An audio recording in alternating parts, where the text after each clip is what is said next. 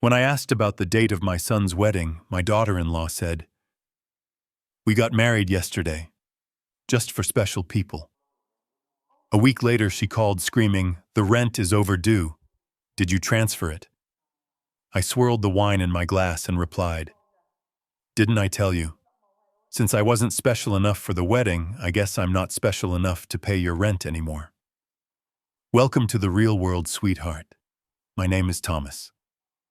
To my neighbors in this quiet Chicago suburb, I am just an old man driving a 10-year-old Ford and wearing flannel shirts that have seen better days.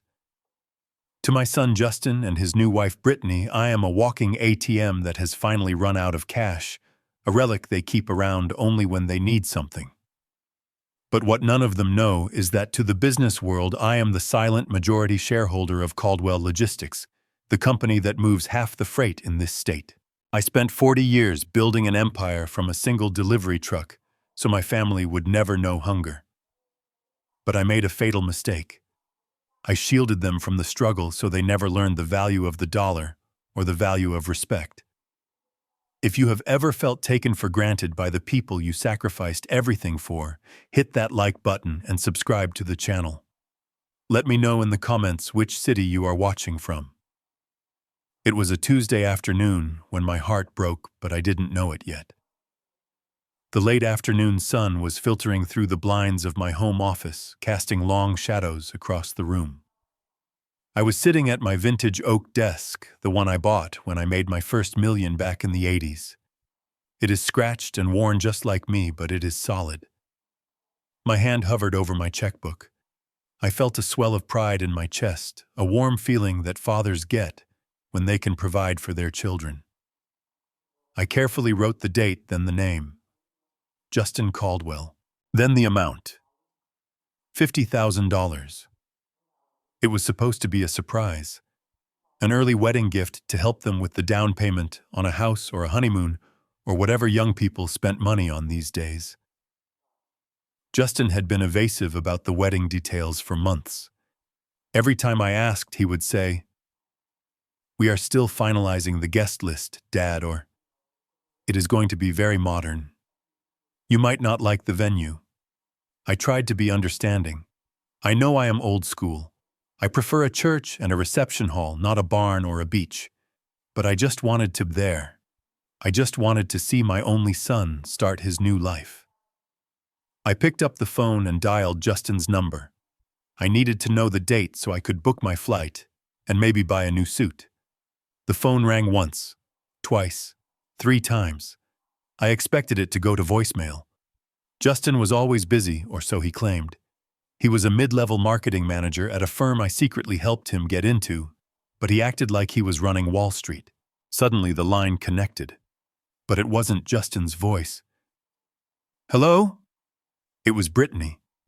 Her voice was high-pitched, slurred, and surrounded by noise. I could hear the clinking of crystal glasses, the murmur of a crowd, and soft jazz music playing in the background. It sounded like a celebration. "Brittany, it is Tom," I said, trying to keep my voice cheerful. "I was looking for Justin. I wanted to ask about the wedding date.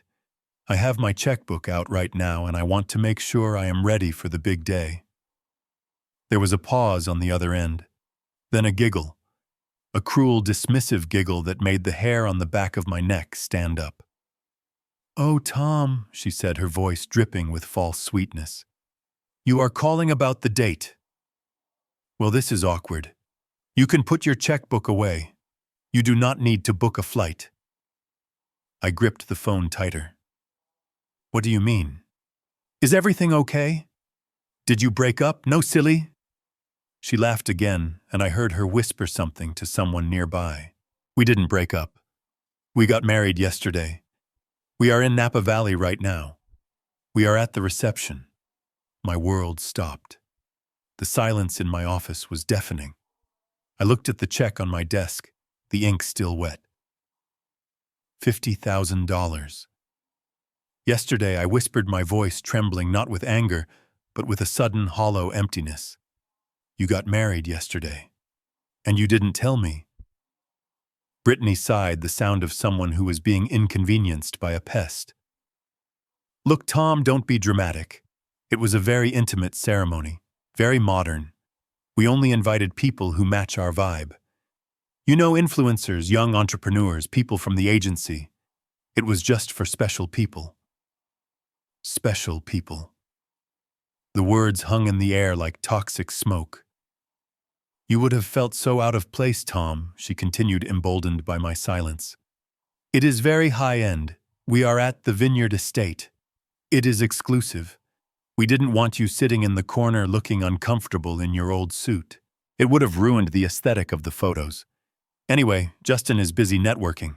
We will stop by when we get back to pick up our gift. Bye, Tom. The line went dead. I sat there holding the phone, listening to the dial tone. I looked down at my old flannel shirt. I looked at the photos of Justin on my shelf from his first baseball game to his college graduation. I had been at every single one of those events. I had paid for every single one of those events. Special people. I almost laughed out loud. A dry, bitter laugh. Brittany, with her 2,000 Instagram followers and her arrogance, had no idea who she was talking to. She bragged about the Vineyard Estate in Napa Valley as if it were Olympus. She didn't know that the logistics of getting their high-end wines from California to Chicago was handled exclusively by my company. She didn't know that I had personally signed the supply chain contract with the owner of that estate 20 years ago over a glass of scotch. She didn't know that the wine she was currently drinking, the wine she thought made her so sophisticated, was likely paid for by the corporate discount I secretly applied to Justin's account so he could look rich. I was the reason the wine was in her glass. I was the reason the food was on her plate. I was the reason the roof was over her head. But I wasn't special enough to be there. I looked at the check again. $50,000. It represented months of dividends. It represented my love. It represented my hope for their future. Slowly, methodically, I picked up the check. The paper felt crisp between my fingers. I didn't rip it in frustration. I didn't crumble it in rage. I tore it with the cold precision of a businessman terminating a bad contract. Rip. Half the money was gone. Rip. The other half vanished. I dropped the pieces into the metal trash can beside my desk. They fluttered down like snow. That was it. The line had been drawn. They wanted an old man who was invisible. They wanted a ghost who only materialized to sign checks. Well, they were about to get their wish. The ATM was out of service. I stood up and walked to the window, looking out at the driveway. I needed fresh air. I needed to clear the sound of her laughter from my head. But just as I reached for the blinds, a car screeched into my driveway. It was a silver BMW, my BMW. Well, technically the company's BMW that I had let Justin use indefinitely. The car door slammed. I saw Justin stepping out wearing a linen suit that probably cost more than my first car. Brittany followed him, looking like she had stepped out of a fashion magazine, holding a phone up to her face, undoubtedly live streaming. They weren't in Napa. They were back. And they were here. My doorbell rang. It wasn't a polite ring. It was a demand. A long, continuous press that echoed through the empty house. I took a deep breath. The sadness in my chest began to harden into something else. Something colder. Something stronger. I adjusted my glasses, smoothed down my flannel shirt, and walked toward the door. The father who wrote checks was gone. The man who built an empire was about to answer the door. The air in the hallway seemed to drop 10 degrees as Brittany stepped inside. She did not offer a hug. She did not offer a warm smile. Instead, she wrinkled her nose as if she had just walked into a fish market rather than the home where her husband grew up. She waved a manicured hand in front of her face, dispelling air that wasn't there. God. Justin, she said, her voice piercing the quiet of my afternoon. It smells like mothballs and ancient history in here. Do you not have air purifiers? I stood there holding the door open, feeling the cold draft from outside mix with the chill coming from my daughter-in-law. Hello to you too, Brittany, I said, keeping my voice steady. Justin walked in past me, avoiding my eyes. He mumbled a quick, "Hi, Dad," but his attention was already on his wife, making sure she was comfortable, making sure the floorboards didn't scuff her heels. He looked tired. His expensive suit was wrinkled at the back, and there were dark circles under his eyes that the designer sunglasses couldn't quite hide. I closed the door, shutting out the world, but unfortunately trapping the trouble inside. They walked into the living room without waiting for an invitation. Brittany didn't sit down immediately. She stood in the center of the room, turning in a slow circle, scanning the furniture with the critical eye of a health inspector. My living room is not modern. It is filled with solid oak furniture, bookshelves lined with classics, and a Persian rug that my late wife and I bought in Istanbul 30 years ago. It is a room with a soul. But to Brittany, it was just a collection of junk. "You know," she said, running a finger along the mantelpiece and checking for dust. "This place is huge, just massive. It is really too much space for one person, don't you think, Tom? I mean, look at all this. It is just gathering dust. It is depressing, honestly." I walked over to my armchair, the leather groaning familiarly as I sat down. "I like the space," I replied simply. "It holds memories." "Memories don't pay the heating bill," Justin chimed in. He was standing by the window looking out at the sprawling garden that I tended to every weekend. "Dad, she has a point. The property tax alone on this place must be killing you. We are just worried about you. You are getting older. Maintaining a house this size, the yard work, the repairs. It is a burden you shouldn't have to carry at your age." I looked at my son. I saw the rehearsal in his stance. They had practiced this conversation in the car, probably on the drive over from their secret wedding. I decided to play along. I decided to be the feeble old man they wanted to see. I hunched my shoulders slightly and let my hands tremble as I reached for the teapot on the coffee table. "It is a bit of work," I admitted, my voice rasping slightly. "But I manage." "What are you suggesting?" Brittany sat down, then perched on the edge of the sofa, as if afraid the fabric might be contagious. She leaned forward, her eyes gleaming with a predatory light. "Well, we found this amazing community. It is called Golden Horizon. It is an assisted living facility, but it is like a resort. Really. They have bingo nights, water aerobics, and nurses on call 24/7. You would have your own little studio apartment. You would be around people your own age. You wouldn't be so lonely." I poured tea into 3 cups. I didn't drink tea, I preferred black coffee, but tea felt like the right prop for this scene. "And the price?" I asked. "How much does this resort cost?" "Oh, it is not cheap," Justin said, quickly turning from the window. "Quality care never is, but that is the beauty of it. We have a plan, a financial restructuring that benefits everyone." I took a sip of the hot liquid, letting the steam cloud my glasses so they couldn't see the sharp look in my eyes. "Tell me about this plan." Brittany clapped her hands together. "Okay, so here is the vision.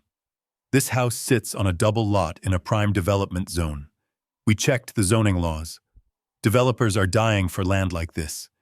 If you sell now, you could get a fortune. Enough to pay for 10 years at Golden Horizon easily. And the rest of the money?" I asked. "Well, that is the best part," she smiled, showing all her teeth. "Justin and I are looking at this incredible villa in the hills. It is modern, eco-friendly, perfect for our brand. But we need a substantial down payment. If you sell this place, you pay for your care, and the surplus goes to us. It is an investment in your son's future. You get care, we get a home. Everyone wins." I looked at Justin. My son. The boy I taught to ride a bike on this very driveway. The boy I held when he scraped his knees. He was nodding along, convinced by the logic of greed. "Dad, think about it," he said. "You are sitting on a gold mine, but you are living like a pauper. It is a waste of resources. You do not need 4 bedrooms. We are just trying to optimize the family assets." Optimize. That was a corporate word. A cold word. They didn't see a home. They saw a liquidation opportunity. They saw an asset to be stripped and sold so they could buy status. I am not sure, I said, slowly putting the cup down with a deliberate rattle. I promised your mother I would keep this house. She loved that garden. Brittany rolled her eyes. A gesture so disrespectful it took all my willpower not to throw them out right then. Oh, please, Tom. She is gone. Dead people don't care about real estate. You need to be practical. Do you want to die alone in this big drafty museum? Or do you want to be somewhere safe while your son succeeds? Don't be selfish. Selfish. The word hung in the air. I had given them everything. I had funded college cars, vacations, and now holding on to the roof over my head was selfish. I need more tea, I said, my voice shaking. I reached for the heavy ceramic teapot. My hand wavered. I watched Brittany. She had placed her designer handbag, a limited edition piece that I knew cost more than my car, on the floor right next to the coffee table. It was open. Here, let me help. Justin started to say, but he didn't move. He just watched. I lifted the pot. I let my hand shake violently. The spout tipped. A stream of scalding hot, dark Earl Grey tea shot out. It missed the cup. It missed the table. It landed directly into the open mouth of Brittany's bag. Oh dear, I said, watching the brown liquid soak into the silk lining and splash over her leather wallet and phone. My hands are just so clumsy these days. Brittany screamed. It wasn't a scream of pain. It was a scream of material loss. She jumped up, knocking the coffee table with her knees. My bag. My God, my bag. You stupid old man. Look what you did. This is vintage. This is irreplaceable. She grabbed the bag, turning it upside down. Tea dripped onto my Persian rug, but I didn't mind. The rug had survived wars. It could survive tea. Her bag, however, was ruined. Dad, watch what you are doing, Justin yelled, rushing to her side, pulling napkins from the dispenser and frantically dabbing at the leather. You have to be more careful. That bag cost $5,000. I sat back, clutching my chest as if the excitement was too much for my frail heart. I am so sorry, I wheezed. My grip isn't what it used to be. Maybe you are right. Maybe I am getting too old. Brittany was near tears, her face red with rage. She glared at me with pure hatred. There was no mask of concern now. Just the raw, ugly face of a spoiled child denied her toy. We are leaving, she hissed at Justin. I need to get this to a specialist immediately. But we haven't finished discussing the house, Justin said, torn between his weeping wife and the potential payday. We are done, she snapped. We are leaving. She turned to me, pointing a manicured finger that was now stained with tea. You have 1 week, Tom. 1 week to sign the papers for the sale. I am not going to let you ruin our future with your incompetence. Get your act together. We will be back next Sunday and I expect those papers ready. She stormed out, her heels clicking angrily on the hardwood. Justin looked at me, sighed, and shook his head. You really made a mess, Dad. Just think about what we said. It is for your own good. He turned and followed her. The door slammed shut, rattling the picture frames on the wall. I sat there in the silence, listening to the roar of the BMW engine fading down the street. I looked at the teapot. My hand was perfectly steady now. I poured myself a fresh cup, not spilling a single drop. 1 week, and I whispered to the empty room. They gave me 1 week to surrender. They thought they were negotiating with a helpless old pensioner. They didn't know they had just declared war on a man who had negotiated hostile takeovers before they were even born. They wanted an answer next Sunday. Oh, I would give them an answer, but it wouldn't be the one they were expecting. I took a sip of tea. It tasted bitter, but the aftertaste was sweet. The game was on. The silence in the house after they left was heavy, but it wasn't peaceful. It was the kind of silence that precedes a storm. I stood by the window for a long time watching the empty driveway where my son's car had been. The smell of Earl Grey tea still lingered in the living room, a damp, earthy scent that reminded me of the act I had just put on. I had played the clumsy, trembling old man perfectly. But as I walked back to my study, my steps were firm. My hands were steady. The mask was off. Something Brittany had said nagged at me. She had talked about financial restructuring and optimizing assets with a little too much confidence. She spoke like someone who had already counted the money in my pockets before I had even agreed to give it to them. It made me uneasy. I have an instinct for fraud. It is a skill I honed over 40 years in logistics. You learn to spot when a manifest doesn't match the cargo. And right now, my son's lifestyle didn't match his income. I sat down at my desk and woke up my computer. The screen glowed, illuminating the dark room. I hesitated for a moment before opening the browser. There was a part of me, the fatherly part, that didn't want to know, that wanted to believe they were just misguided, entitled kids, but not criminals. But the businessman in me knew better. The businessman knew that trust is good, but verification is better. I navigated to the bank's website. I have many accounts, most of them managed by private wealth firms that Justin doesn't even know exist. But there was one account, a standard savings account at a local branch that I kept for appearances. It was joint-owned with Justin. I had opened it when he was a freshman in college to transfer his allowance, and I had never removed his name. Over the years, I had labeled it explicitly in the description line as Tom's Emergency Medical Fund. I kept about $25,000 in there. It was the money I supposedly relied on for my prescriptions for unexpected surgeries, for the very frailty they were so eager to exploit. To them, this wasn't pocket change. To them, this was my lifeline. I typed in the password. The page loaded. My heart didn't break this time. It turned into stone. The balance, which should have been $25,000, blinked back at me in stark black numbers. $5,000. I stared at the screen, blinking, hoping it was a mistake. I clicked on the transaction history. There it was. A withdrawal dated 3 weeks ago. A wire transfer for $20,000. The recipient was listed clearly. The Vineyard Estate, Napa Valley. Event deposit. I sat back in my chair, the breath leaving my lungs in a sharp hiss. They hadn't just ignored me. They hadn't just humiliated me. They had stolen from me. And they didn't steal from the billionaire Thomas Caldwell. They stole from the pensioner Tom, who they believed needed this money to survive.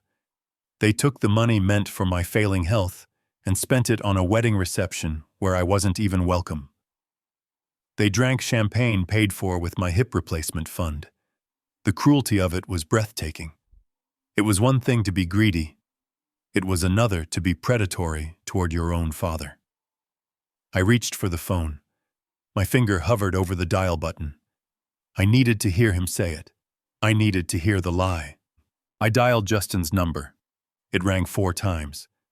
He was probably screening me, hoping I would just go away or forget like the senile old man he thought I was. Finally, he picked up. The background noise was different this time. Quiet. Professional. "Yeah, Dad, what is it?" he said. His voice was impatient, clipped. "I just left your house an hour ago. We are still driving." I cleared my throat, injecting a tremor of panic into my voice. "Justin, I am looking at my bank statement, the one for my medical savings. The numbers look wrong." There was a silence on the other end, a beat too long, a calculated pause. "What do you mean wrong?" he asked, his voice tight. "It says $20,000 is missing," I said, making my voice rise in pitch. "It says it went to a vineyard. I didn't buy any wine, Justin. That is my surgery money. Did the bank make a mistake? Do I need to call the police?" "No," he shouted almost too quickly. "Do not call the police, Dad." Jesus. calm down. Then where is the money, Justin? I am scared. That is all I have. I could hear him exhaling sharply. I could almost see him rolling his eyes, signaling to Brittany that the old man was causing trouble again. Dad, look, it is probably just a banking error, or maybe a hold. Systems update all the time. You know how technology is. You probably are reading the statement wrong. You get confused with these things. I am reading it right now, Justin, I pressed. It says Vineyard Estate. Listen, I can't do this right now, he snapped. I am walking into a very important meeting. My boss is waiting. We are pitching a huge client. I will look into it later, okay? It is just a glitch. Don't call the bank. Don't call anyone. I will fix it. Just let me work. He hung up. I lowered the phone slowly. A glitch. He called theft a glitch. He called betraying his father a system update. And then he used the oldest excuse in the book. The big meeting. The important job. I looked at the clock on the wall. 2:30 in the afternoon. He thought he was safe because I was just a confused old man stuck in the suburbs. He thought I would sit here wringing my hands waiting for him to come save me from the imaginary banking error. He thought he had bought himself time. But he forgot who I was. I stood up and walked to the closet. I pushed aside the flannel shirts and the worn-out cardigans. Reaching to the back inside a garment bag that hadn't been opened in 5 years, I pulled out a suit. It was a charcoal gray Brioni tailored to perfection. It was a suit of armor from a life I had left behind. I stripped off the clothes of the victim. I put on the white, crisp shirt, fastening the cufflinks that felt cold and heavy against my wrists. I pulled on the trousers, then the jacket. I looked in the mirror. The hunched, trembling old man was gone. Staring back at me was Thomas Caldwell, the man who chewed up competitors for breakfast. Justin said he was in a meeting. He said his boss was waiting. Well, I decided as I straightened my tie, I think it is time I crashed that meeting. I happen to know the CEO of his company very well. In fact, I hired him 20 years ago when he was just a kid out of business school. If Justin wanted to play the big shot corporate executive, I was going to give him a lesson in corporate governance he would never forget. I grabbed my keys. Not the keys to the Ford. I reached into the bottom drawer of my desk and pulled out a key fob that had been gathering dust. It unlocked the black sedan I kept in a storage unit 3 blocks away. I walked out of the house. I didn't lock the door.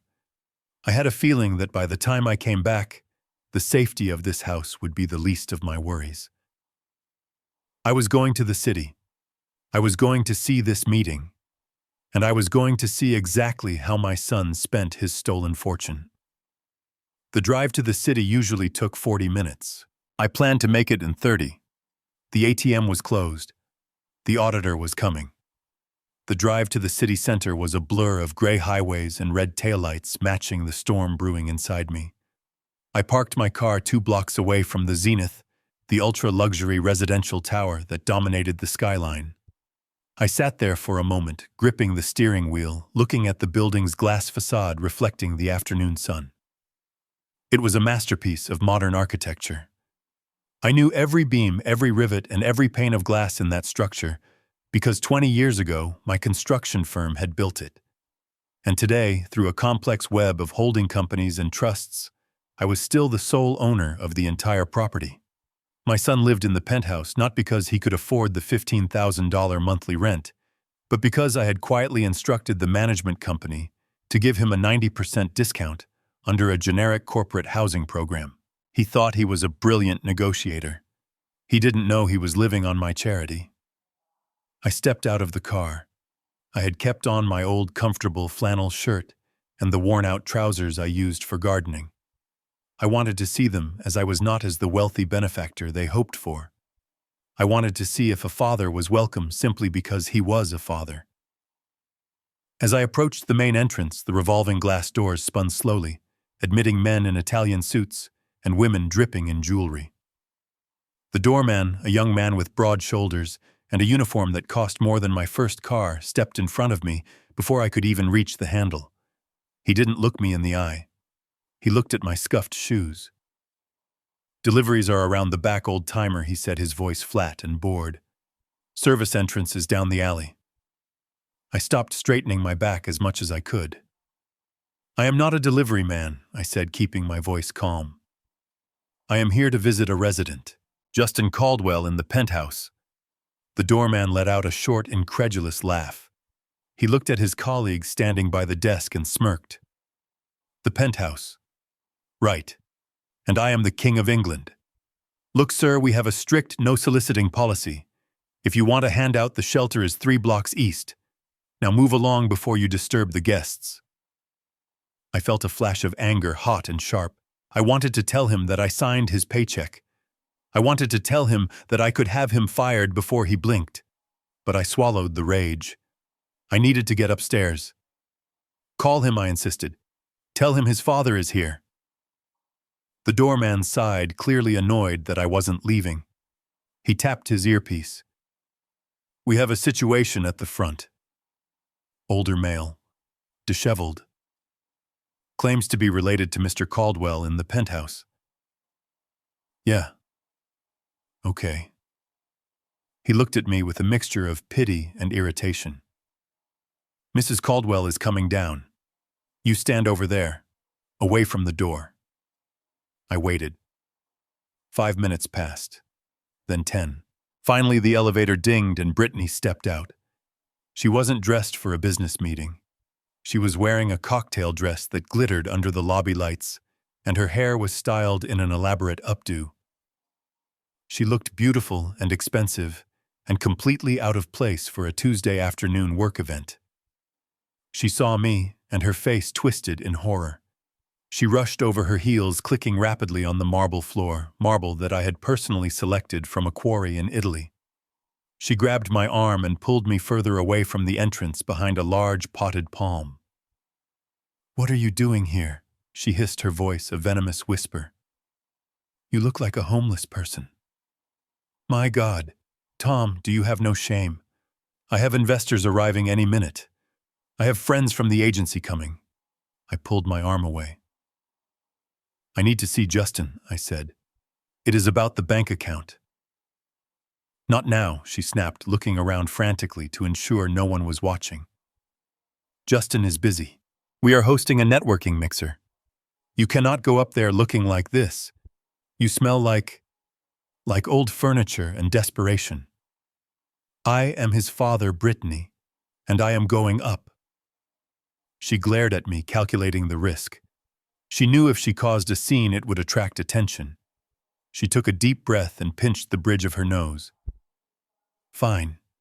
You can go up. But you are not walking through my lobby. You are not riding in the main elevator with my guests.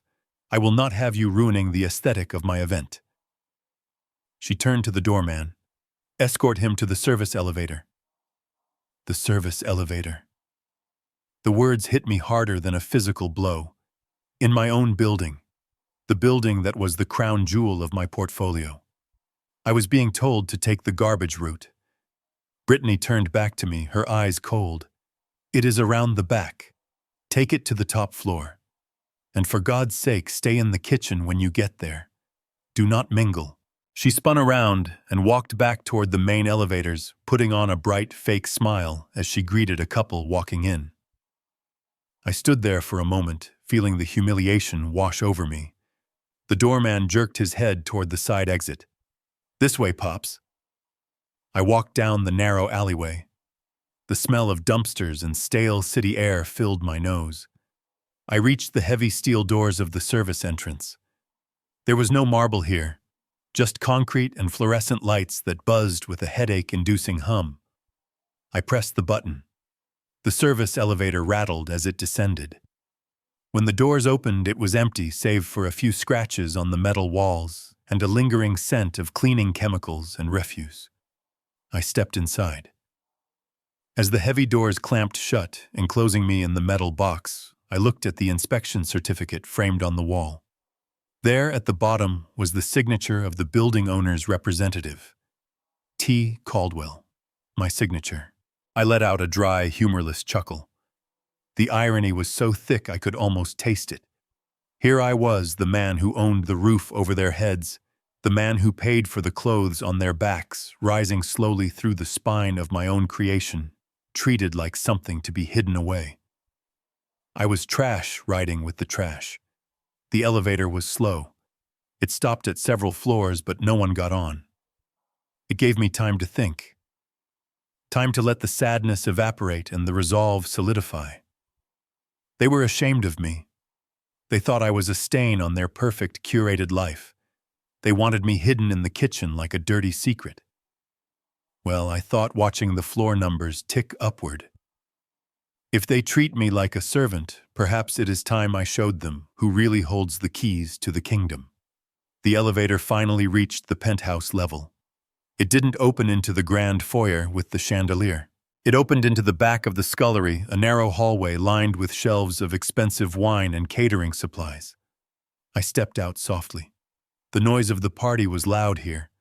Bass from the music system thumped through the walls. I could hear laughter, the clinking of glasses, and the chatter of dozens of people. I crept forward, moving toward the swinging door that led to the main kitchen area. I wasn't going to barge in. Not yet. I had learned in business that information is more valuable than force. I wanted to hear what they said when they thought no one was listening. I stood by the door, peering through the small circular window. The kitchen was crowded with caterers preparing trays of hors d'oeuvres. But just beyond the kitchen island, in a semi-private nook near the wet bar, I saw my son. Justin was holding a glass of scotch. He wasn't in a meeting. He was leaning against the counter, laughing. Next to him was a man I didn't recognize, a tall, slick-looking guy in a blue suit. And Brittany was there too, her hand resting casually, too casually, on the stranger's arm. I leaned in closer, straining to hear over the music. "Don't worry about the old man," I heard Brittany say, her voice carrying that same mocking tone she used on the phone. "He is harmless. He is totally senile. He thinks he spilled tea by accident today, but he is just losing his motor skills." "And the money?" the stranger asked. Justin took a sip of his drink and smirked. "He won't figure it out. I told him it was a bank glitch. He barely knows how to use a smartphone. By the time he realizes the money is gone, we will have the house sold and the proceeds in our account. We just need to keep him confused for another week." I froze. My breath caught in my throat. It wasn't just theft. It was a conspiracy. My own son was plotting to gaslight me, to make me doubt my own sanity, just to rob me blind. Brittany laughed, clinking her glass against the stranger's. "To the new villa," she toasted, "and to the end of the mothball era." I stood in the shadows of the service hallway, my hand gripping the doorframe until my knuckles turned white. The shame of the service elevator was gone, replaced by a cold, hard clarity. They were celebrating my demise. They were drinking to my destruction. I stepped back from the door. I didn't enter the party. I didn't scream. I didn't throw a punch. I knew exactly what I needed to do. I turned around and pressed the button for the service elevator again. I was going back down. I had seen enough, and now I had a phone call to make. A call that would turn the lights out on this party forever. I stepped out of the service corridor and into the main living area of the penthouse. The transition was jarring. One moment, I was in a gray concrete hallway that smelled of garbage, and the next, I was immersed in a world of golden light. Crystal chandeliers and the overwhelming scent of expensive perfume and ambition. The room was crowded with people who looked like they had been manufactured in a factory for the beautiful and wealthy. Men in bespoke suits held tumblers of amber liquid, and women in dresses that cost more than a year of college tuition laughed with their heads thrown back. I stood by a large potted fern, adjusting the cuffs of my flannel shirt, feeling the rough fabric against my skin. It was a stark contrast to the silk and wool surrounding me. I was the stain on their perfect picture, the glitch in their matrix. But I didn't care. My eyes were scanning the room, hunting for my son. I found him near the buffet table, But he wasn't standing tall like the master of the house. He wasn't shaking hands or closing deals. Justin was rushing back and forth between the kitchen and the guests, carrying a silver tray loaded with empty glasses. He looked frantic. Sweat beads were forming on his forehead, glistening under the lights. "Justin, get more ice," I heard a voice snap. It was Brittany. She was standing in the center of the room holding court like a queen. She didn't look at him when she spoke. She just snapped her fingers in the air, a sharp, dismissive sound that cut through the jazz music. I watched my son, the boy I had raised to be strong, the boy I had educated at the best schools, duck his head and mumble, "Yes, honey," right away. He scurried off toward the kitchen, indistinguishable from the hired catering staff. My chest tightened. It wasn't anger yet. It was a profound, aching pity. He had traded his dignity for a woman who treated him like a servant in his own home. I took a step forward, intending to intercept him, to shake him by the shoulders and ask him where his pride had gone. But before I could reach him, Brittany spotted me. Her eyes went wide. For a second, I saw pure panic. She looked at her guests, then at me, then back at her guests. She abandoned the group she was talking to and rushed toward me, her smile fixed and brittle like glass. "Tom," she hissed through her teeth, her voice low and dangerous. "I told you to stay in the kitchen. What are you doing out here? You are ruining everything." "I came to speak to my son," I said, my voice rising slightly, ensuring the people nearby could hear. "I am his father." A hush fell over the small circle of people nearest to us. A woman with a diamond necklace turned and looked at me with amused curiosity. "Oh, Brittany, is this a relative?" she asked. Brittany froze. I saw the gears turning in her head. She looked at my flannel shirt, my worn trousers, my scuffed shoes. She couldn't admit I was her father-in-law. It would shatter the illusion of old money and high status she had so carefully constructed. She let out a high fake laugh and placed a hand on my arm, her nails digging into my skin. "Oh goodness, no. This is Tom. He used to work for us. He was our handyman for years back at the old house. He is a little confused these days, poor thing. We let him stop by for a hot meal now and then out of charity."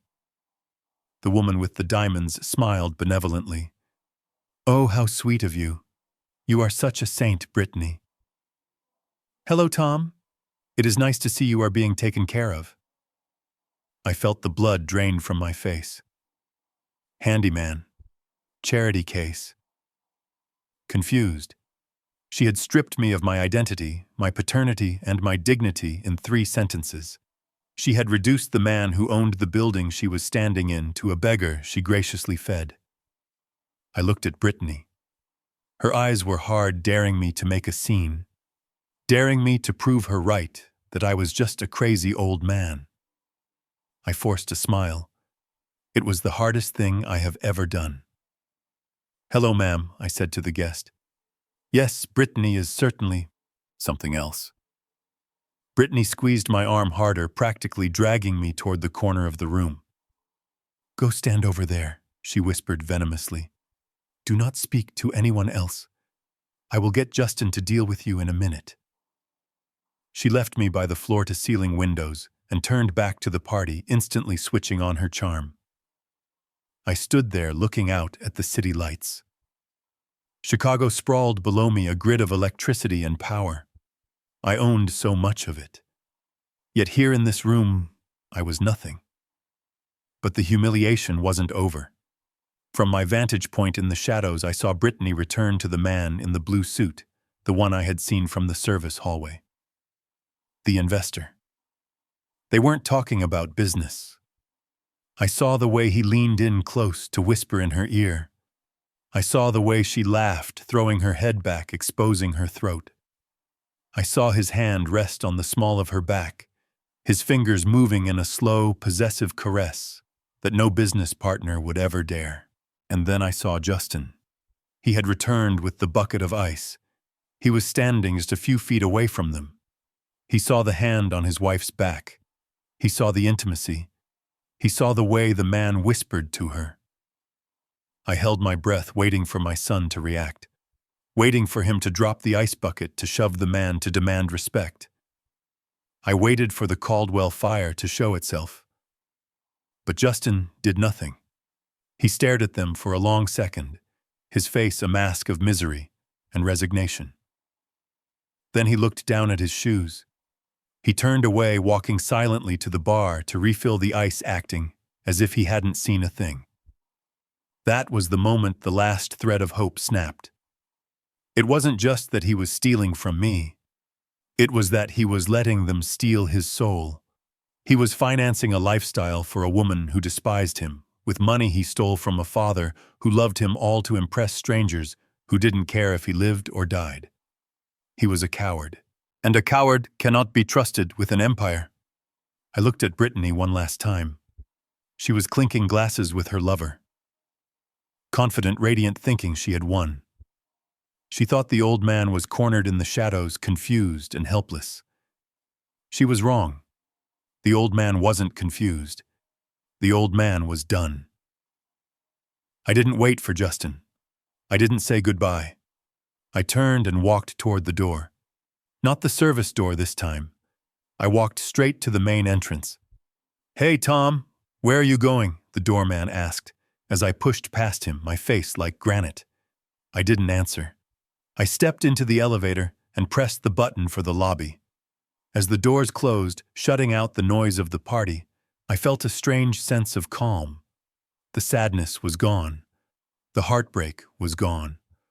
All that was left was the cold, hard logic of a business decision. I pulled my phone from my pocket. It was late, but I knew he would answer.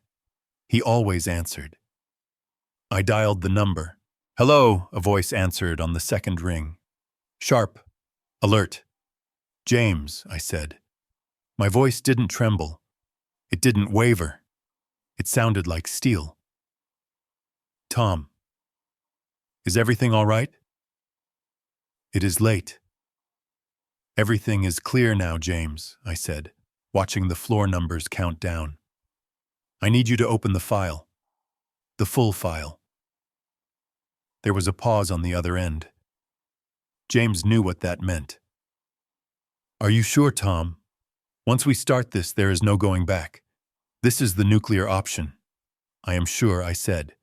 "I want you to draft a notice, breach of contract, unauthorized renovations, and James calculate the full market value of the rent for the last 6 months. No discounts, no family rates. I want every penny accounted for." I stepped out into the lobby. The night air rushed in as the automatic doors opened. It was cold, but it felt clean. "And James," I added, walking toward my car, "call the board. Tell them to trigger the clawback clause on Justin's employment contract. I want it done by morning." I hung up the phone. The party upstairs was still raging. They were drinking my wine. They were standing on my floors. They were laughing at my expense. Let them laugh for one more night. Because tomorrow the landlord is coming to collect. And eviction is a very ugly business. The elevator ride to the 50th floor of the Sterling and Hart law firm was silent and swift. My ears popped as the altitude climbed, a physical sensation that mirrored the pressure building inside my chest. When the doors slid open, the office was dimly lit, the staff having gone home hours ago. Only the reception desk lamp was on, and behind the frosted glass doors at the end of the hall, a single light burned. James was waiting for me. He was sitting at his mahogany conference table, a bottle of single malt scotch, and 2 crystal tumblers already set out. James has been my personal attorney for 30 years. He knows where the bodies are buried because he helped me dig the holes, legally speaking. He stood up when I entered, his face grim. He didn't offer a handshake. He just poured the amber liquid into the glasses and pointed to the leather chair opposite him. "You look like hell, Tom," he said softly, sliding a glass toward me. "I feel like it," I replied, taking the drink but not drinking it. "I just came from the penthouse. I saw them." James nodded slowly. He sat down and placed a hand on a thick manila folder resting in the center of the table. The folder was stamped with the word "confidential" in red ink. It looked innocent enough, just paper and cardboard, but I knew that what was inside had the power to destroy lives. I ran the background check you asked for, James said, his voice professional, but laced with the sympathy of an old friend. And I had the forensic accountant look into Justin's personal finances and the accounts of the marketing firm he works for. Tom, you need to brace yourself. It is worse than we thought. I leaned forward, my hands clasping together on the cool wood of the table. I am done being surprised, James. Just give it to me. He opened the folder. The first thing he pulled out was a stack of photographs. They were high resolution, taken with a telephoto lens. They showed Brittany. She was at a restaurant in the city, at a hotel bar, and walking out of a brownstone in the Gold Coast district. In every photo she was with the same man. The man in the blue suit I had seen at the party. The so-called investor. His name is Marcus Thorne, James said, tapping the man's face in the photo. He is not an investor. He is a high-end con artist with a record for fraud in 3 states. He targets women who are desperate to climb the social ladder. He promises them access to exclusive circles, and in exchange he uses them. I looked at the photos. In one, Brittany was kissing him.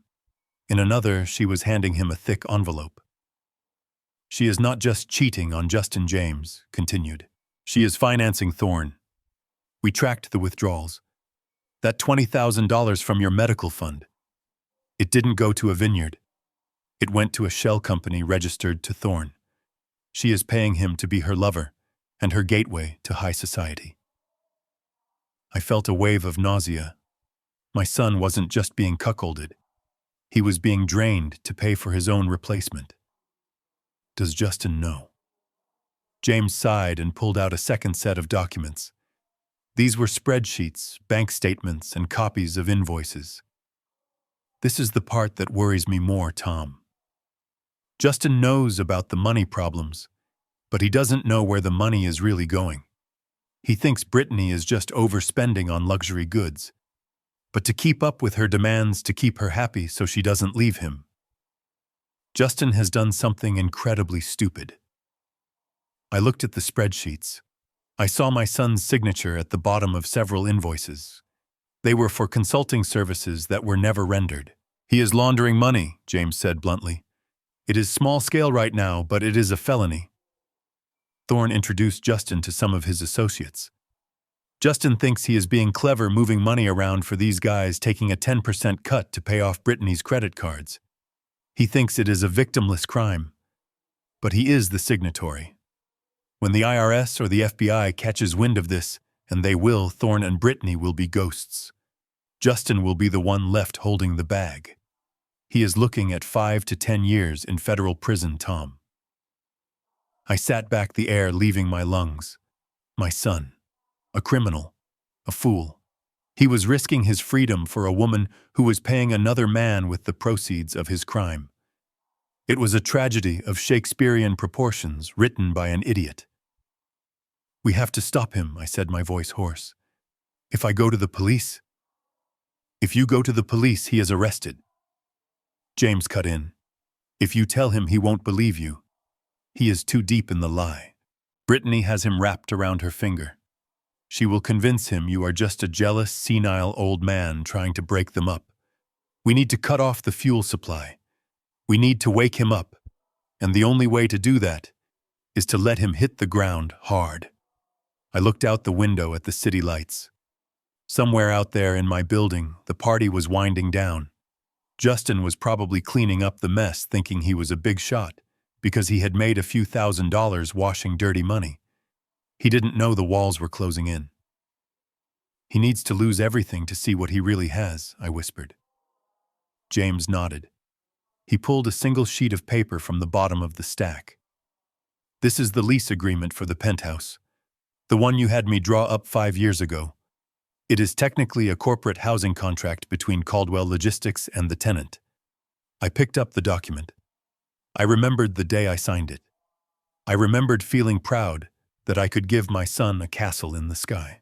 Now I realized I had just given him a golden cage that kept him blind to reality. I want you to look at Clause 14, James said. I scanned the page. Clause 14, termination of subsidized status. In the event of contract breach, unauthorized structural alterations, or termination of employment with the sponsoring entity, the landlord reserves the right to retroactively apply market rate pricing for the preceding 6 months. I looked up at James. He was watching me closely, waiting for the order. They knocked down a wall to build a walk-in closet, I said, remembering the blueprints Brittany had bragged about on Instagram. That is unauthorized alteration, and Justin is no longer an employee in good standing. If you make that call to the CEO, James added. I closed the folder. The sound was final, like a gavel striking a block. The father in me wanted to run to the penthouse, hug my son, and write a check to make the bad men go away. But the father in me also knew that checks were what got us here in the first place. I had crippled him with comfort. Now I had to save him with pain. Do it, I said, my voice steady and cold. James reached for his pen. You want to serve the eviction notice? No, I said, standing up and buttoning my jacket. Not just the eviction. Activate Clause 14. Calculate the full market rent for the last 6 months. $15,000 a month plus penalties plus the cost of restoring that wall. Send them the bill tomorrow morning. But Tom James hesitated, the pen hovering over the paper. That will bankrupt him. He doesn't have that kind of money. It will destroy his credit, his savings, everything. I walked to the door, my hand resting on the brass handle. I looked back at my old friend. He is already bankrupt, James. He is morally bankrupt. I am just making the numbers match the reality. If he has nothing, Brittany will leave him. And when she leaves him, he might finally be able to see who she really is. It is the only way to save him from prison. Burn it down, James. Burn it all down. I walked out of the office, leaving the silence behind me. The elevator ride down felt different this time. I wasn't heavy anymore. I was light. It was the lightness of a surgeon who has just decided to amputate a limb to save the patient. It was going to be bloody. It was going to be agonizing. But it was necessary. The ATM was closed, the bank was foreclosing, and tomorrow the bill would come due. The morning sun that hit the floor-to-ceiling windows of the penthouse did not bring warmth.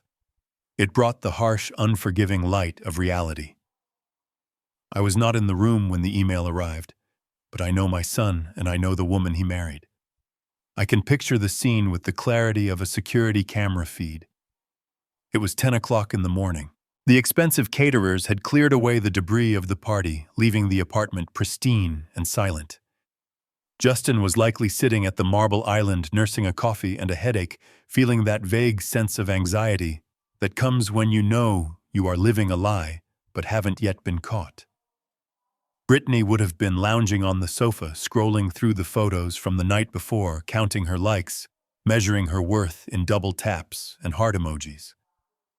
Then the notification sound pinged on Justin's tablet. It was a sharp, standard chime, the kind that usually signals a meeting reminder or a spam email. But this one was different. This one carried the weight of a judge's gavel. Justin swiped the screen. I imagine his eyes narrowing as he saw the sender. T&C Group, Asset Management Division. He probably frowned. He knew the management company, of course, but he had never received a direct email from the asset division. Usually they just sent him a generic holiday card or a notice about window washing. He opened the email. Subject: Urgent notice of lease violation and subsidy termination. I can see the color draining from his face as he read the first paragraph. It was written in the cold, precise language of corporate law drafted by James just hours before. Dear Mr. Caldwell, this letter serves as formal notification that your eligibility for the Partner Relative Housing Subsidy has been revoked effective immediately. Furthermore, a recent inspection of the property has revealed unauthorized structural modifications to the master bedroom suite, specifically the removal of a load-bearing partition to create a walk-in wardrobe. This constitutes a direct violation of Clause 14 of your lease agreement.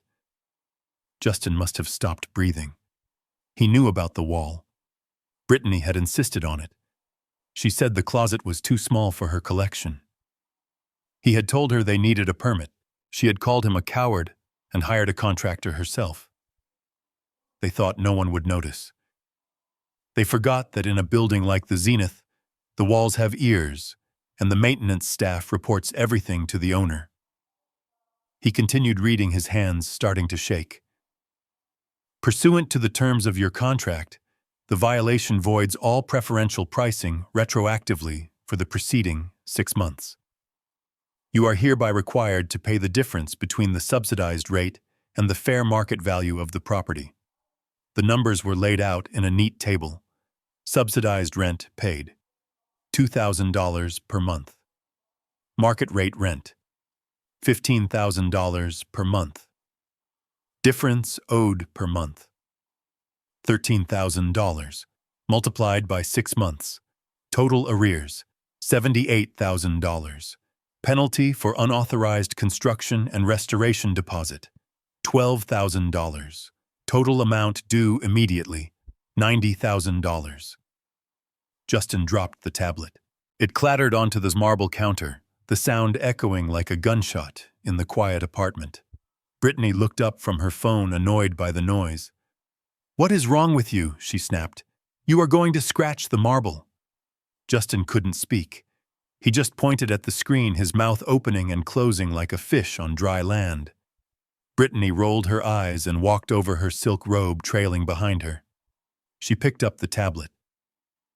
"What is it?" she asked, scanning the text. "Probably just a bill for the electricity. You know how these companies are. They always try to overcharge." Her voice trailed off. She froze. Her eyes locked on the bold figure at the bottom of the page. $90,000. "What is this?" she whispered, the panic starting to rise in her throat. "Is this a joke? Who is T&C Group? Why are they asking for $90,000? Justin found his voice. It was a weak, strangled thing. "It is the rent, Brittany. They caught us. They know about the wall you knocked down. They canceled the discount." Brittany's face turned from confusion to red-hot anger. She threw the tablet back onto the counter. "You told me it was handled. You told me your company Perks covered the housing. You said we were safe. I thought we were—" Justin stammered, running a hand through his hair. "I don't know what happened. Maybe it is a mistake. Maybe I can call someone." "Call someone," she screamed, her voice shrill and piercing. "You better call someone, Justin, because I do not have $90,000. Do you have $90,000? Justin looked down at his feet. He knew exactly how much he had. He had about $4,000 in his checking account. The rest had gone to the wedding, the car lease, and the payments to Marcus Thorne's shell companies. He was broke. And now he was $90,000 in the hole with a 24-hour deadline. "This is your fault," she spat at him, pacing the room like a caged tiger. "You are so incompetent. You can't even manage a simple lease. I told you that wall was fine. Everybody does renovations. You just let them walk all over you. You need to fix this, Justin. Fix it now. Or do not think you are sleeping in this bed tonight." Justin sank onto a bar stool, burying his face in his hands. He was cornered. He had no money. He had no leverage. And he was terrified that if he told his boss about this, the money laundering scheme would come to light. He was trapped in a web of his own making. Brittany stopped pacing. She looked at him with disgust, then her eyes narrowed. A thought occurred to her, a survival instinct kicking in. "Wait," she said, her voice dropping to a dangerous whisper. "The old man." Justin looked up. "Dad. What about him?" "He has money," she said, walking toward him. "He has that big house. He has his retirement savings. And didn't you say he has some emergency fund?" "He does," Justin said, wiping sweat from his forehead. "But we already took the $20,000. He noticed it. He was asking about it yesterday." So what? Brittany snapped. He is senile. He probably forgot about it by this morning. Look, Justin, we need $90,000. Your dad sits on that property that is worth $500,000 easily. We just need to accelerate the plan. She grabbed his shoulders, shaking him slightly. Call him. Call him right now. Tell him you are in trouble. Tell him the IRS is after you. Tell him anything. Just get him to liquidate something. He would do it for you. He is pathetic like that. He loves you. Use it. Justin hesitated. He thought about the way I had looked at the party. He thought about the tea spilling. He thought about the confusion in my voice on the phone. He still saw me as the weak, trembling old man who couldn't hold a teapot. He didn't see the shark circling in the water. You really think he will help? Justin asked, his voice trembling with a mix of hope and guilt. He has to, Brittany said firmly. He is your father. That is what parents are for. They clean up our messes. Now pick up the phone. Cry if you have to.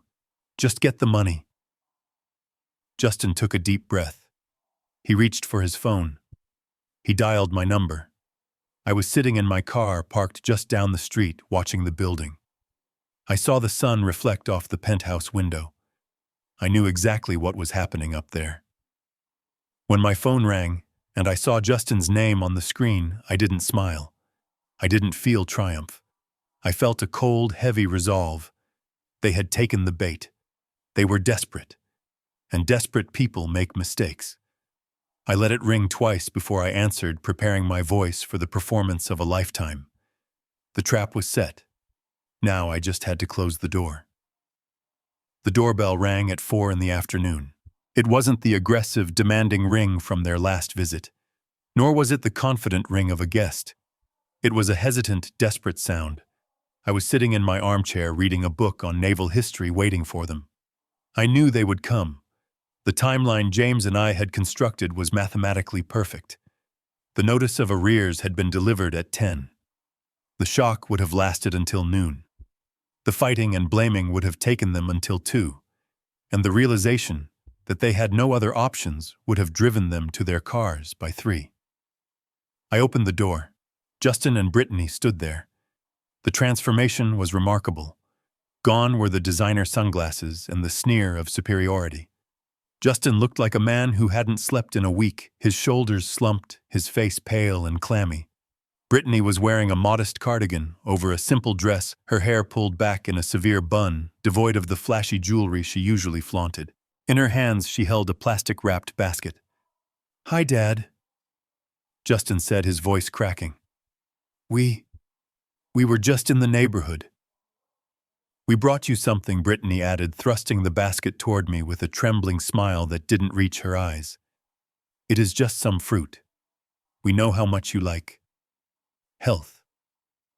I took the basket. It was light. I looked down at it. 3 apples, 2 oranges, and a bunch of grapes that were already turning brown at the stems. It was a gas station fruit basket. The price sticker was half peeled off the bottom, but I could still make out the number. $12.99. They were asking for a fortune, and they brought me $12 of rotting fruit as a bribe. "Come in," I said, stepping aside. They walked into the living room, the same room they had insulted just days ago. This time they didn't complain about the smell or the furniture. They sat down on the edge of the sofa, knees pressed together, looking like school children waiting for the principal. I sat in my chair and waited. I didn't offer tea. I didn't offer water. I wanted them to feel the thirst. So Justin said, clearing his throat loudly, "How have you been, Dad? We have been thinking about you a lot since the other day. We felt bad about how we left things." "It has been quiet," I said, staring at him. "Very quiet." Brittany leaned forward, reaching out to touch my hand. Her skin was cold. "Tom, we just want you to know that we love you. Sometimes families fight, you know. But we are still family. That is what matters." I looked at her hand on mine. It felt like a snake coiling before a strike.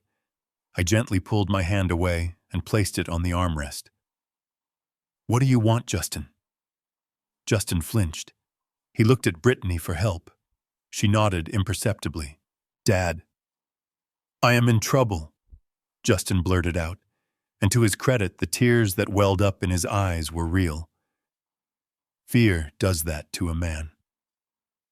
"Big trouble. It is complicated. I made a mistake at work. A compliance error. I trusted the wrong people." "What kind of error?" I asked, keeping my voice flat. "There was an investment deal," he stammered, wringing his hands. "I signed off on some funds transfer that I shouldn't have. It was an accident, I swear. But now the auditors are involved. They are saying it looks like fraud. They are talking about bringing in the authorities." He paused, letting out a ragged breath. "Dad, if I don't pay back the deficit by tomorrow morning, they are going to press charges. I could go to prison. I could lose my license.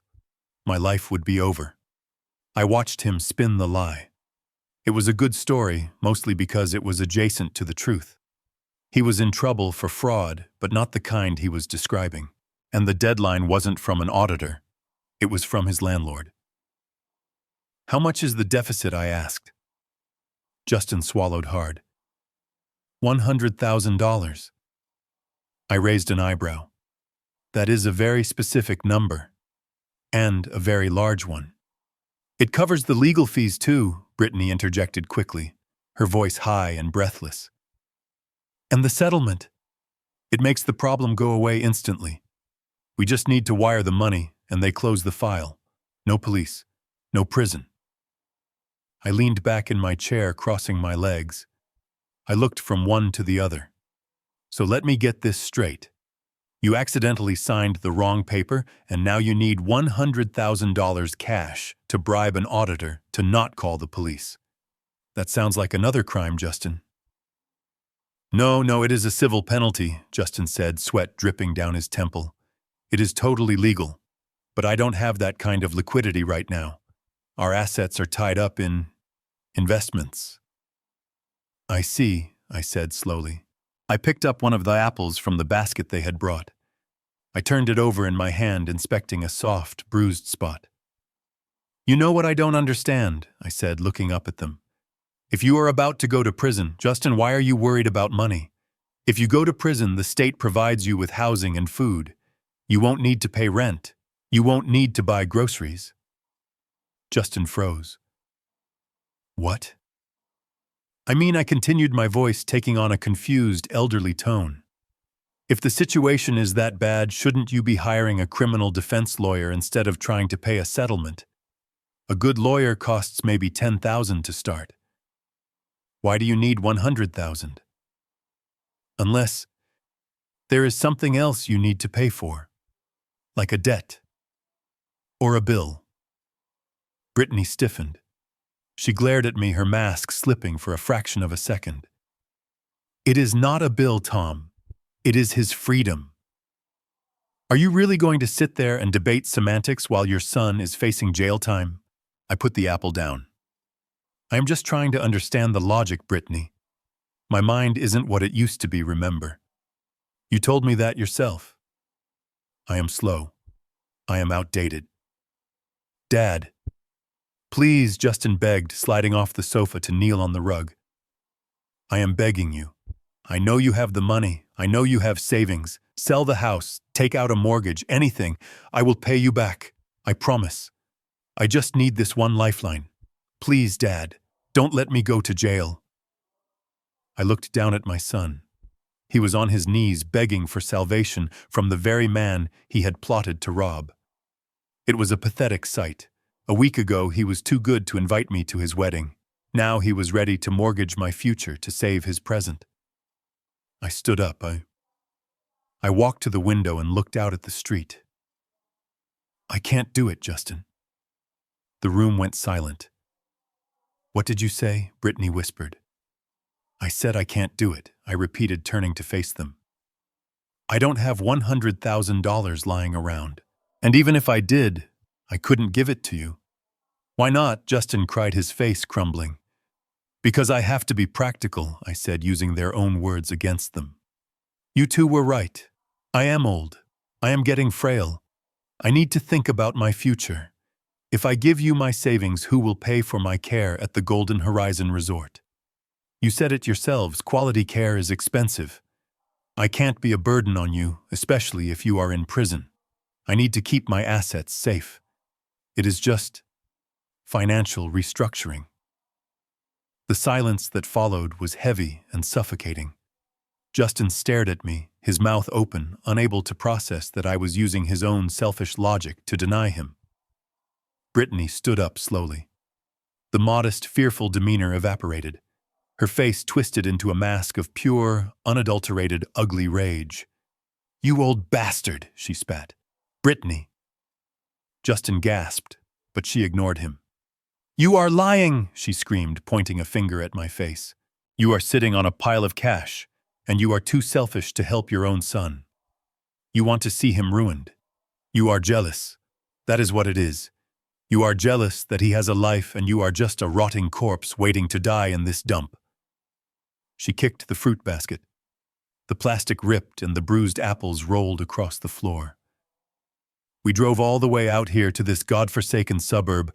We lowered ourselves to beg you, and this is how you treat us. You are going to let him go to jail so you can play bingo at a retirement home. You make me sick. I didn't flinch.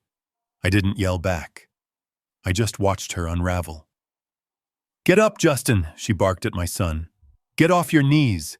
He is not going to help. He is useless. He has always been useless. We will find the money somewhere else. We will go to a loan shark. We will steal it. I don't care. Anything is better than begging this senile old miser.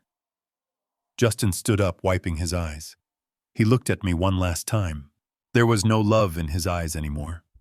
Only fear and resentment. You really don't care, do you, Dad? He whispered. I care enough to let you learn, I thought. But I said nothing. Come on, Brittany yelled, grabbing his arm and dragging him toward the door. I hope you rot in this house, Tom. I hope when you die, nobody finds you for weeks. They slammed the door so hard the windows rattled. I stood in the center of the living room, listening to the sound of their car peeling out of the driveway. I looked down at the apples scattered on the rug. I picked one up. It was mushy and brown on one side. They had come to harvest the last of my crop, expecting it to be easy picking. They didn't realize the tree had roots of steel. I walked to the kitchen and dropped the apple in the trash. The performance was over. They were desperate now, and desperate people do reckless things. I checked my watch. It was 4:30. The banks closed at 5. They had 30 minutes to realize they had no options left, and then the real spiral would begin.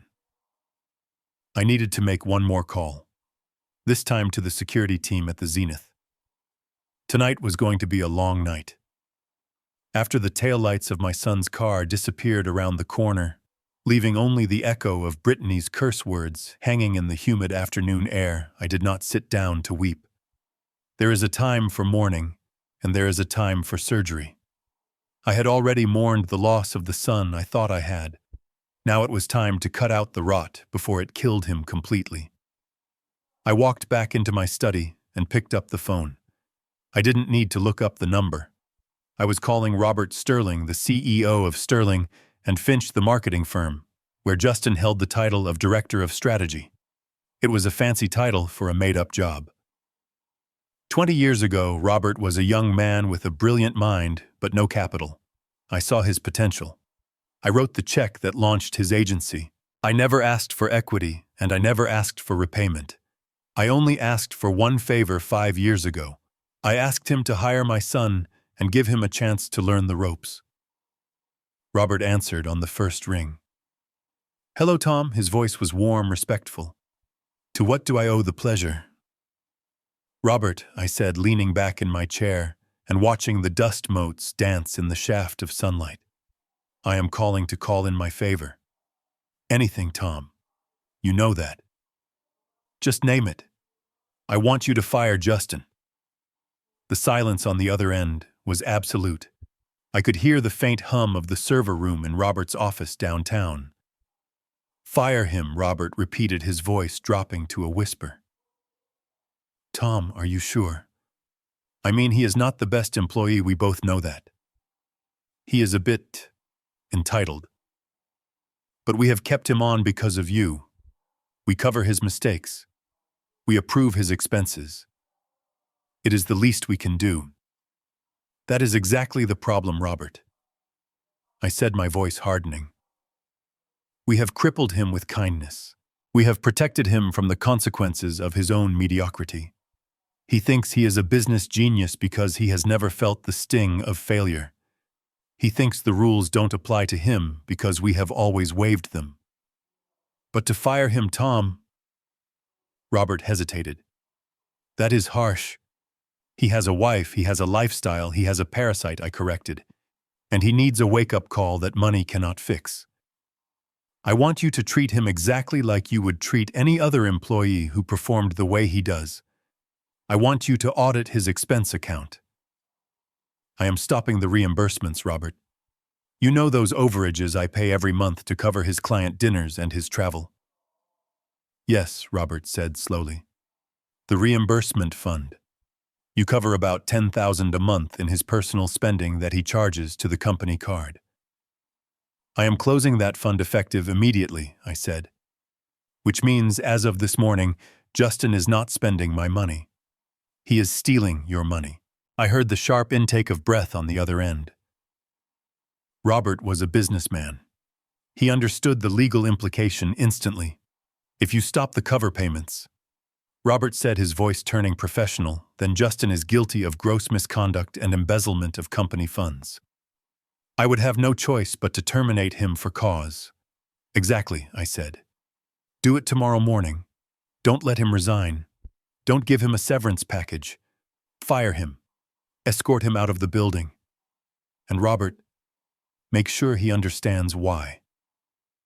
I hung up the phone. It was the hardest call I have ever made. It felt like signing the death warrant for my son's ego. But it was necessary. He had threatened to go to a loan shark. He had threatened to steal. He needed to see that the world outside of my protection was cold and unforgiving. The next morning, the sun rose over Chicago with a deceptive brightness. I wasn't there to see it, but I know exactly how it unfolded. Justin would have walked into the glass-walled lobby of Sterling and Finch around 9:30, late as usual. He would have swiped his badge, not noticing the red light that blinked for a fraction of a second. Before the gate opened, a glitch he would have thought just like the bank account. He would have ridden the elevator up to the 30th floor, adjusting his tie, rehearsing the lies he was going to tell his boss about why he needed a salary advance. He probably thought he could charm his way out of it. He probably thought he was indispensable. He walked to his office expecting to see his assistant. Instead, he found 2 security guards standing by his desk. And sitting in his chair was not his assistant, but the human resources director, a woman named Karen who had never smiled in her life. "Justin," Karen said, standing up, "please come with us to the conference room." "What is this?" Justin asked, a nervous laugh escaping his lips. "Is this about the quarterly review? I know my numbers are a little down, but I have some big leads." "Mr. Sterling is waiting for you," Karen said, cutting him off. They walked him down the hallway. He must have felt the eyes of his colleagues on him. The whispers. The sudden silence as he passed the cubicles. They knew. In an office, the smell of blood travels faster than an email. He entered Robert's office. Robert didn't stand up. He sat behind his desk, a thick file in front of him. He looked sad. He looked disappointed. "Have a seat, Justin." Justin sat, his confidence evaporating. "Robert, look, if this is about the advance." "It is about theft," Robert said, sliding the file across the desk. "Theft," Justin sputtered. "I have never stolen a dime. I am the director of strategy." Robert opened the file. It was filled with credit card statements, The company card. $3,000 for a dinner at Le Monde. Robert read. You listed it as client entertainment, but we checked the guest list. It was just you and your wife. That was networking, Justin stammered, sweat breaking out on his forehead. Brittany is an influencer. She brings in business. $5,000 for a weekend at the Four Seasons. Robert continued ignoring him. Listed as a conference. There was no conference that weekend, Justin. Justin stood up, his face red. Everyone does this. It is part of the compensation package. It is the cost of doing business. You have always approved it. Why are you nitpicking now? We approved it because your father paid for it, Robert said quietly. The room went deadly silent. Justin froze. What? For 5 years, Robert explained, his voice heavy with pity, your father has secretly reimbursed this company for every single unauthorized expense you charged. Every dinner, every trip, every bottle of wine. He covered it so you could feel successful. He wanted you to have the dignity of a high salary. But he stopped the payments yesterday. Justin slumped back into the chair. His world was tilting on its axis. His success, his lifestyle, his career. It was all a mirage paid for by the old man he had called useless. So now, Robert said, closing the file, you are spending the company's money. And that is embezzlement. We are terminating your employment immediately for cause. You have 10 minutes to collect your personal effects. Your company phone and laptop stay here. Your access to the building is revoked. But I have a mortgage, Justin whispered, his voice cracking. I have debts. You can't do this. Robert, please. I have known you for years. I know your father, Robert said, standing up and turning his back. And I respect him enough to do what he asked. He wants you to learn how to stand on your own 2 feet. Goodbye, Justin. The security guards stepped forward, one on each side. They didn't touch him, but their presence was a wall of force. Justin walked out of the office. He walked past the people he used to boss around. He walked past the interns he used to ignore. He went to his desk, dumped his framed photos of Brittany into a cardboard box, and was marched to the elevator. The ride down to the lobby was the longest of his life.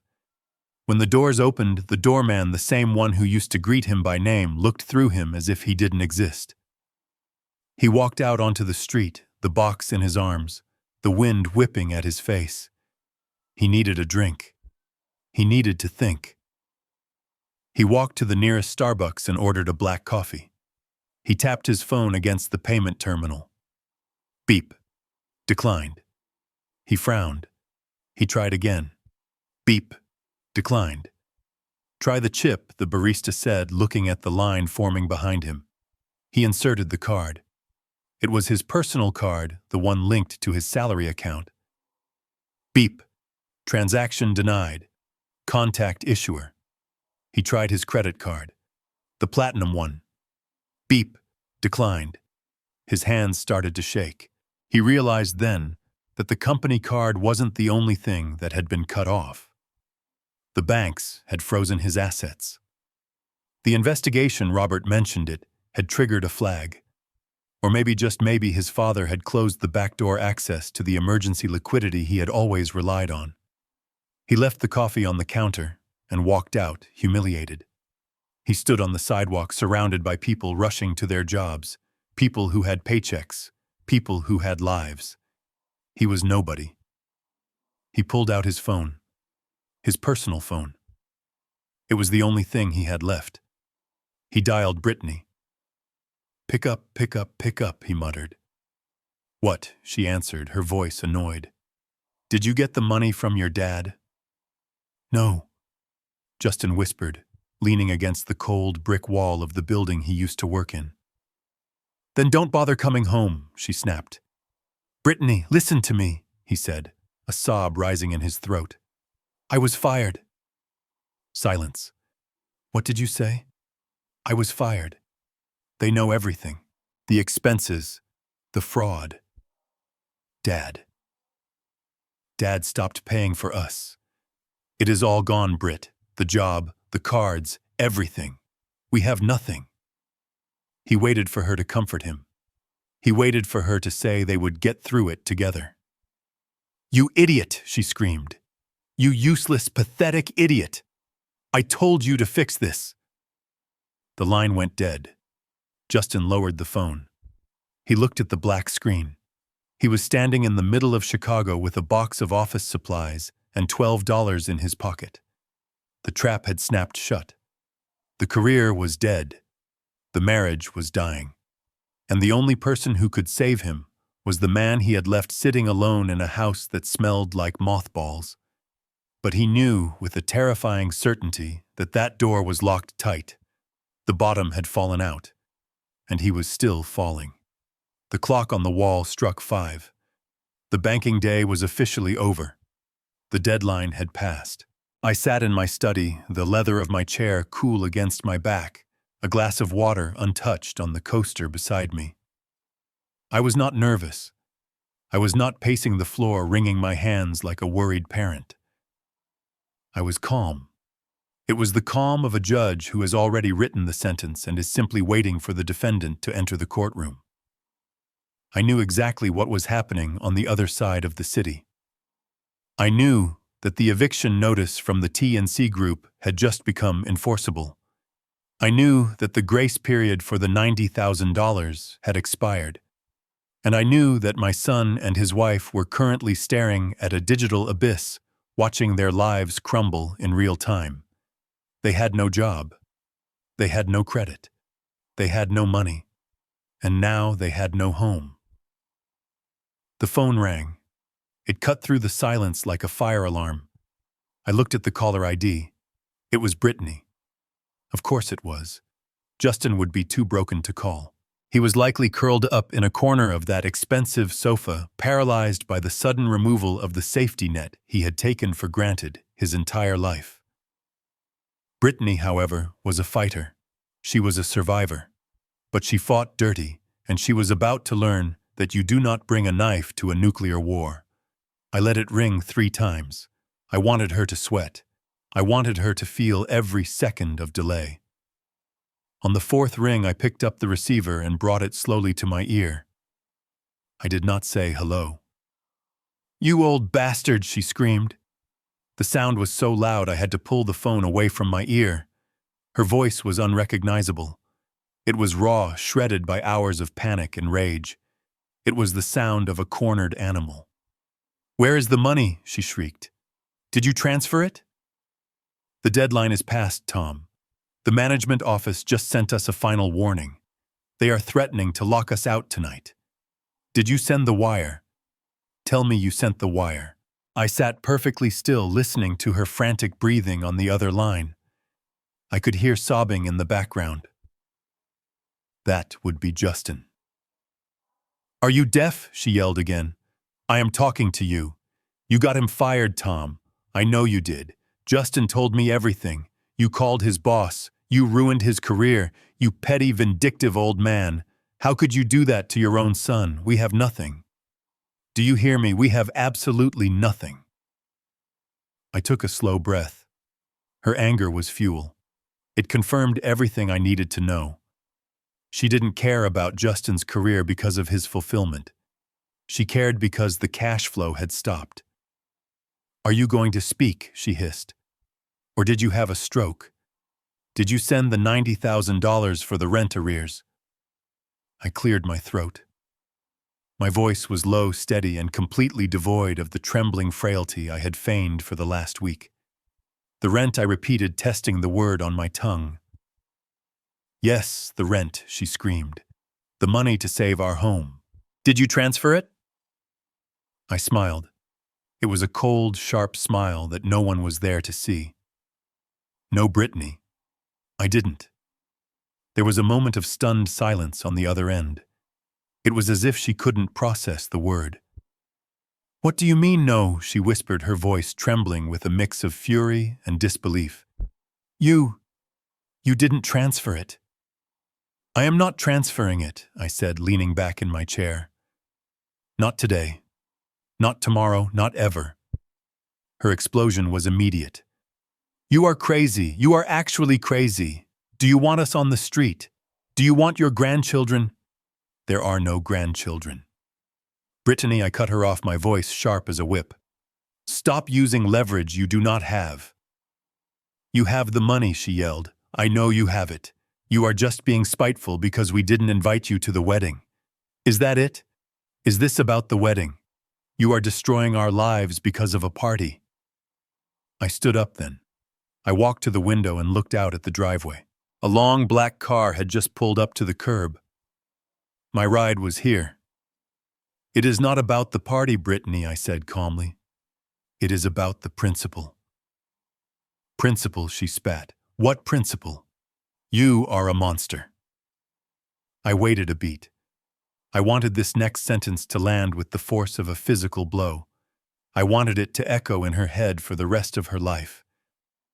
Didn't I tell you, I said softly. Tell me what, she snapped. I paused, letting the silence stretch until it was almost unbearable. I seem to recall a conversation we had, I said. You told me that the wedding in Napa Valley was very exclusive. You told me it was only for special people. So what, she screamed. Get over it. Well, I continued, my voice hardening into steel. Since I wasn't a special person enough to attend your wedding, I realized something today. I realized that I am also not special enough to pay your rent anymore. The line went dead silent. You see, Brittany, I said, delivering the final strike. That subsidy you have been enjoying. That 90% discount that allowed you to live like a queen on a pauper's salary. That was a special privilege. It was a gift for family. But if I am not family enough to see my son get married, then I am certainly not family enough to subsidize his housing. I could hear her breathing hitch. The gears in her head were grinding. She was starting to connect the dots. She was realizing that the subsidy wasn't a corporate perk. It wasn't a stroke of luck. It was me. It had always been me. Wait, she whispered. Her voice sounded small now, terrified. You are the one. I didn't let her finish. Welcome to the market rate, sweetheart, I said. I pulled the phone away from my ear and pressed the disconnect button. The click was the most satisfying sound I had heard in years. I placed the phone back on the cradle. It was done.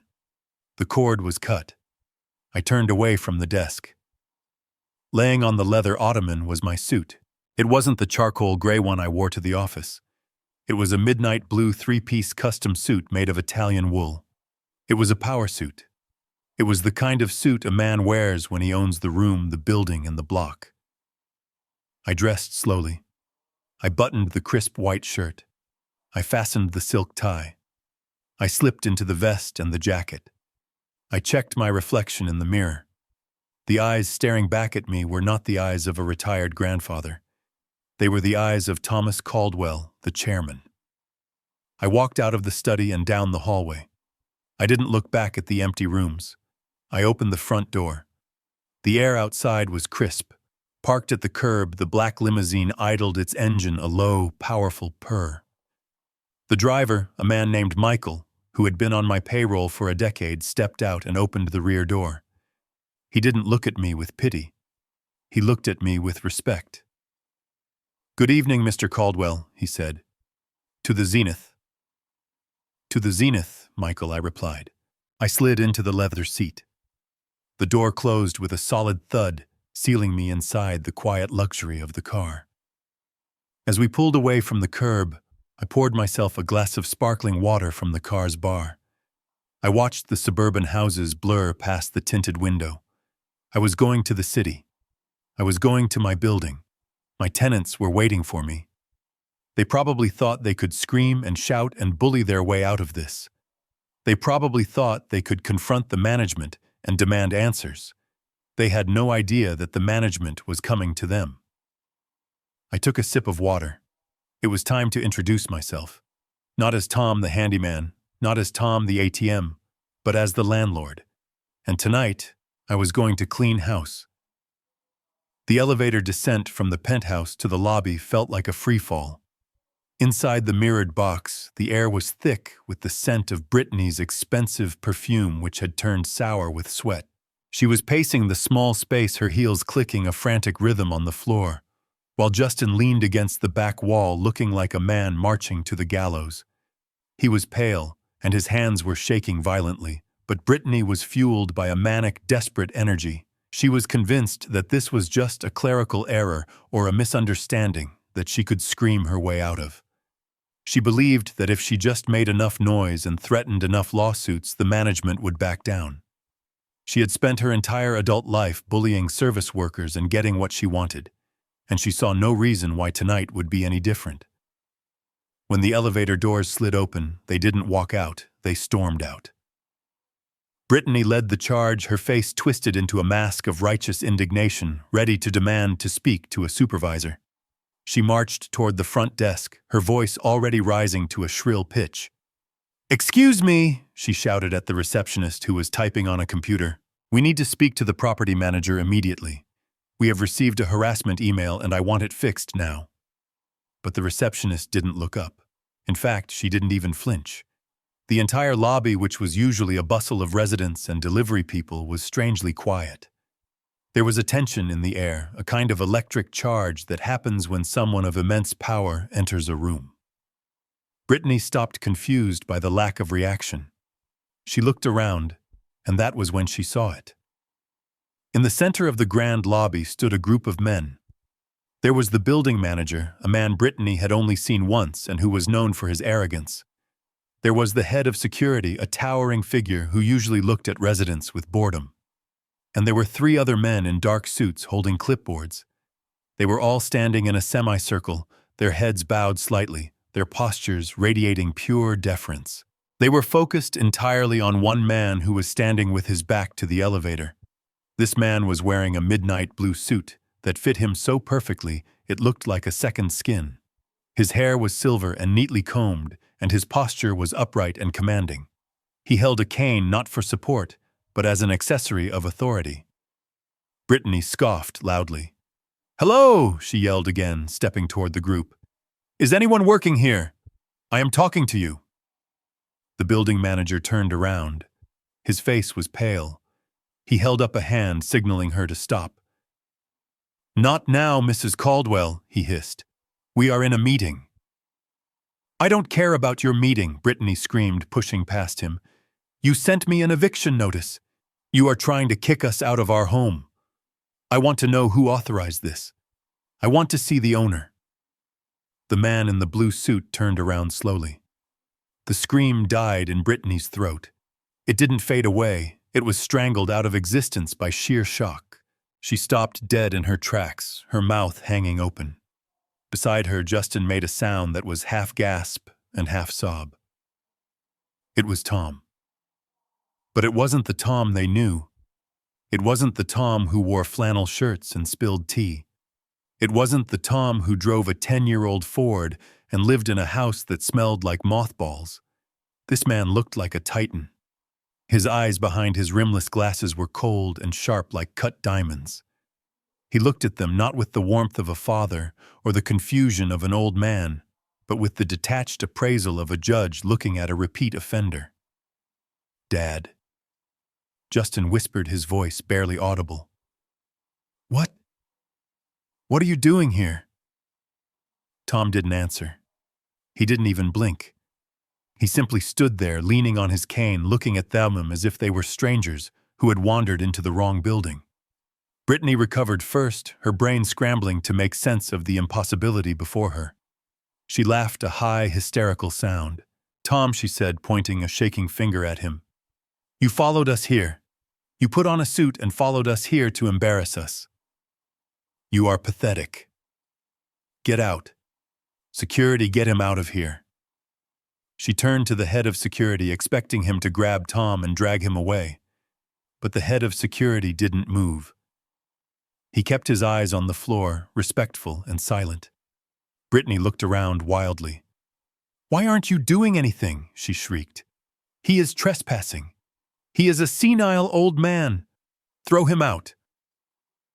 Excuse me, Mrs. Caldwell. A deep voice cut through her hysteria. A man stepped out from behind Tom. It was James, the lawyer. He was holding a briefcase and looking at Brittany with a mixture of pity and distaste. I would advise you to lower your voice, James said calmly. You are currently shouting at the chairman of the board. Brittany stared at him. The chairman, she repeated dumbly. What are you talking about? James gestured to the man in the blue suit. Allow me to make the formal introduction, since you seem to be unaware of who you have been dealing with. This is Mr. Thomas Caldwell. He is the founder and majority shareholder of T&C Group. James paused, letting the words hang in the air. T&C Group, James continued. The T stands for Thomas. The C stands for Caldwell. He is the owner of this building. He is the owner of the logistics company that employed your husband until this morning. And he is the landlord you have been defrauding for the past 6 months. The silence that followed was absolute. It was a silence so heavy it felt like it could crush bones. Justin staggered back as if he had been physically punched. He looked at the logo on the wall behind the reception desk. A stylized T and C interlaced in gold. He had walked past that logo every day for 3 years. He had seen it on his paychecks. He had seen it on the lease agreement. Thomas and Caldwell. It had been staring him in the face the entire time. Oh my God, Justin whispered, clutching his chest. It was you! It was always you! Brittany was shaking her head violently. No, she said, her voice trembling. No, that is impossible. He is a truck driver. He is a nobody. He lives in a dump. This is a lie. This is some kind of sick joke. Tom took a step forward. The sound of his expensive leather shoes on the marble floor echoed like a gavel strike. It is no joke, Brittany, Tom said. His voice was rich and deep, resonating with power. It is simply business. You wanted to live a life of luxury. You wanted to be special. So I gave you a castle in the sky. I let you live here for pennies. I covered your bills. I watched you pretend to be royalty while you treated the man who paid for your crown like a peasant. He stopped just a few feet away from them. He looked taller than they remembered. You called me useless, Brittany, Tom said softly. You called me a miser. You said I was just waiting to die. Well, the corpse has woken up, and he is auditing the books. Justin fell to his knees. It wasn't a dramatic gesture. It was a collapse of his legs giving way under the weight of the realization. He looked up at his father, his eyes filled with terror. Dad, please, he choked out. I didn't know. I swear I didn't know. Ignorance is not a defense, Justin, Tom replied coldly, looking down at him. Especially when that ignorance is willful. You were so busy looking in the mirror, you never bothered to look at where the money was coming from. You thought you were a self-made man. You were just a child playing dress-up in his father's closet. Brittany grabbed Justin's arm, trying to pull him up, her nails digging into his suit jacket. Don't beg him, she hissed, though her own eyes were wide with fear. We have rights. We have a lease. You can't just throw us out. James stepped forward again, opening a document on his clipboard. Actually, Mrs. Caldwell, we can. The eviction order was signed by a judge an hour ago based on significant breach of contract and malicious destruction of property. You are no longer tenants. You are trespassers. Tom turned to the head of security. Captain. Yes, Mr. Chairman, the guard replied, snapping to attention. These individuals have 30 minutes to vacate the premises, Tom said, checking his watch. They may take only their personal clothing and toiletries. Any furniture, electronics, or items purchased with funds from the unauthorized use of company accounts will remain as collateral against the debt they owe. Wait! Brittany screamed, lunging toward Tom. You can't do that. My clothes are in there. My jewelry. My bags. Your bags were bought with my medical fund, Tom said, his voice cutting like a knife. They belong to me. He turned his back on them. It was the ultimate dismissal. He didn't look angry anymore. He looked done. "Captain, escort them upstairs," Tom said over his shoulder. "And then escort them to the street. If they resist, call the police." Tom began to walk away, his cane tapping rhythmically on the floor. "Dad." Justin screamed, reaching out a hand toward his father's retreating back. "Dad, please, where do we go? What do we do?" Tom stopped. He didn't turn around. He just paused for a brief second. "You figure it out, Justin," Tom said. "That is what adults do." He continued walking, heading toward the private elevator that led to the executive suites. Behind him, the sounds of Brittany's screaming and Justin's sobbing were cut off as the security guards moved in to enforce the order.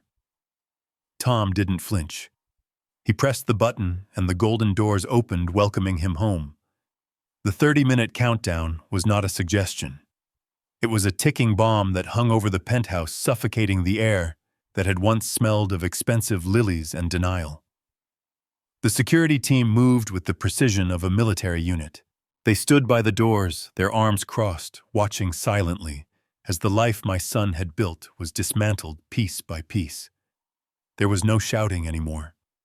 The screaming had died down into a frantic, terrified scramble.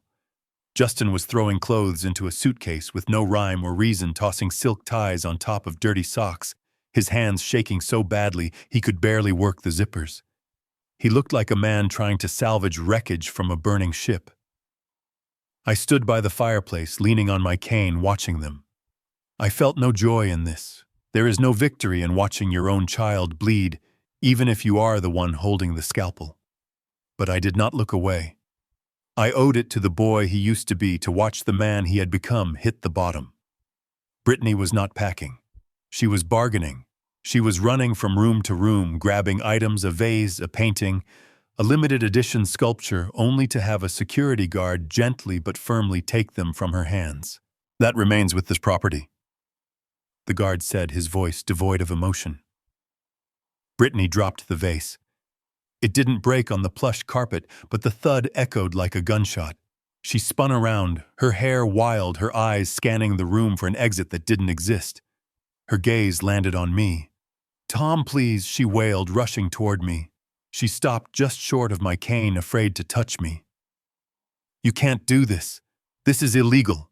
You can't just throw a woman onto the street in the middle of the night. I have nowhere to go. My parents are in Florida.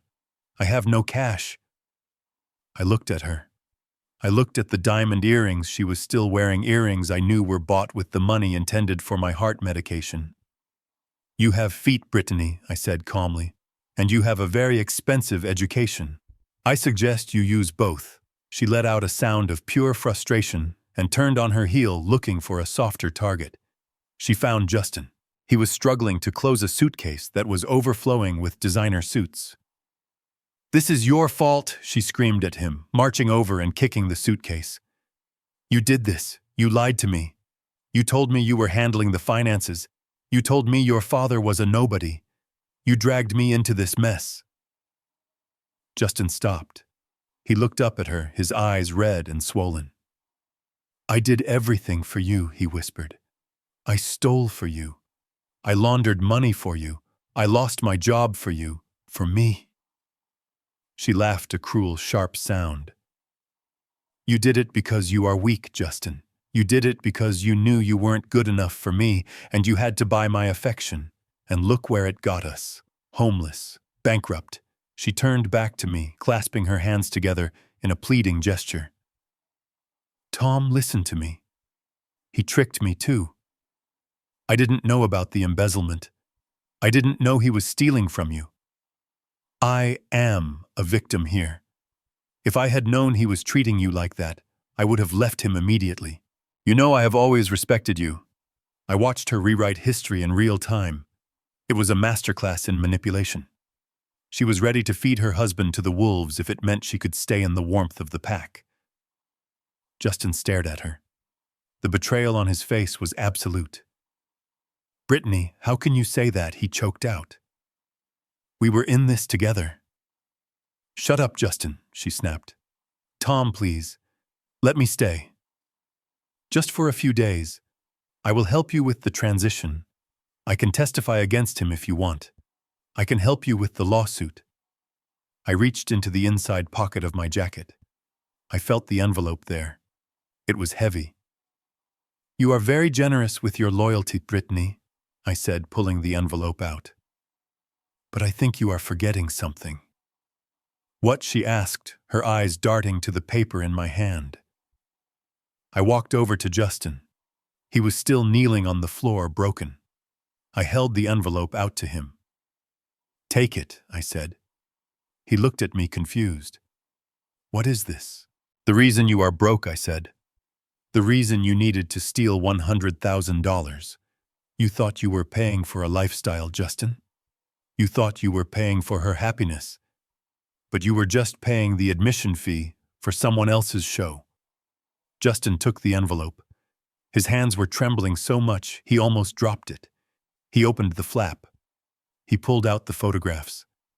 I watched the color drain from his face. I watched his eyes widen as he looked at the first photo. Brittany kissing the man in the blue suit. The second photo. Brittany handing him an envelope of cash. The third photo. Brittany entering a hotel room with him. Brittany saw the photos. She went silent. For the first time all night, she had nothing to say. Who is this? Justin whispered. The sound was barely a breath. That is Marcus Thorne, I said. The man you have been laundering money for, the man you risked federal prison to impress. You weren't investing in a startup, son. You were funding your wife's boyfriend. Justin looked up at Brittany. He looked at the woman he had worshipped. The woman he had destroyed his relationship with his father for. Is it true? He asked. Brittany didn't cry. She didn't apologize. She saw the game was over, and she dropped the act. She straightened her back, and her face hardened into a sneer. So what if it is? She said coldly. Look at him, Justin. He is a winner. He knows how to make money without begging his daddy. You are pathetic. You were always just a stepping stone. Justin didn't scream. He didn't yell. He just crumpled. He let the photos fall to the floor, scattering over the Persian rugs like dead leaves. He put his head in his hands and let out a sob that sounded like something dying. He had lost his house. He had lost his career. And now he realized he never really had a wife.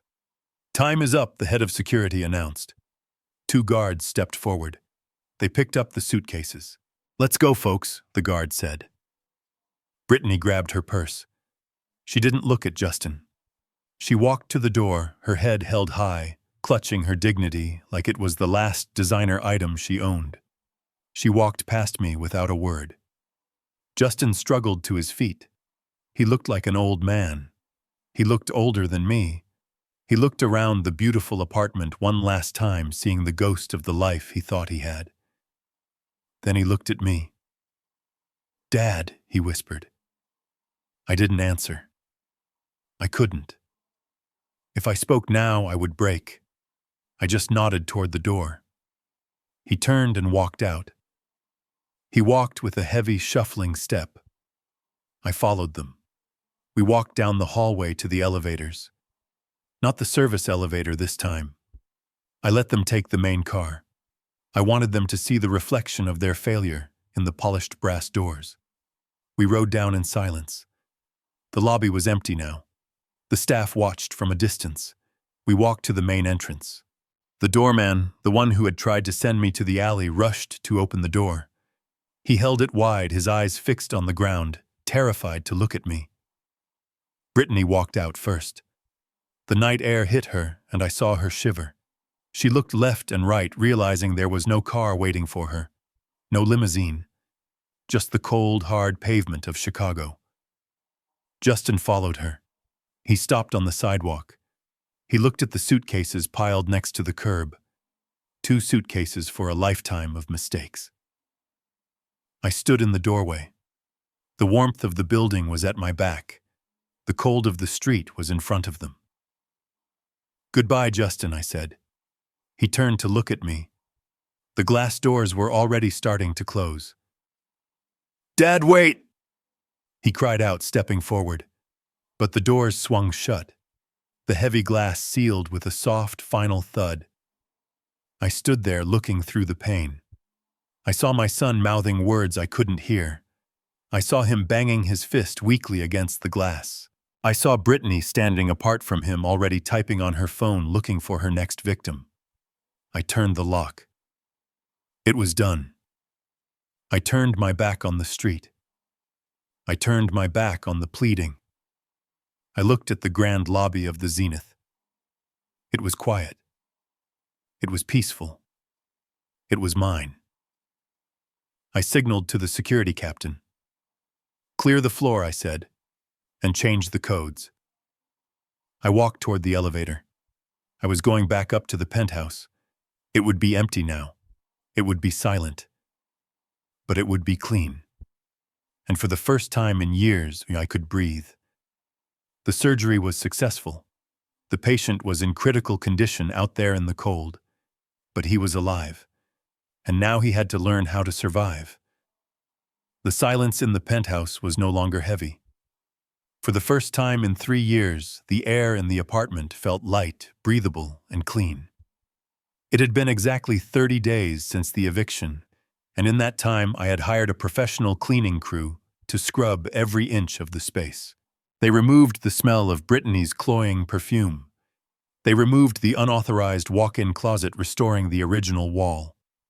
They removed the pretentious modern art that looked like spilled paint and replaced it with nothing. Just open white walls and the stunning view of the Chicago skyline. I sat in the center of the living room on a single comfortable leather chair I had brought from my house. The rest of the room was empty. The marble floors gleamed in the sunlight, unburdened by furniture or ego. It was a blank canvas, and for a man of 70, a blank canvas is a beautiful thing. My phone buzzed on the floor beside me.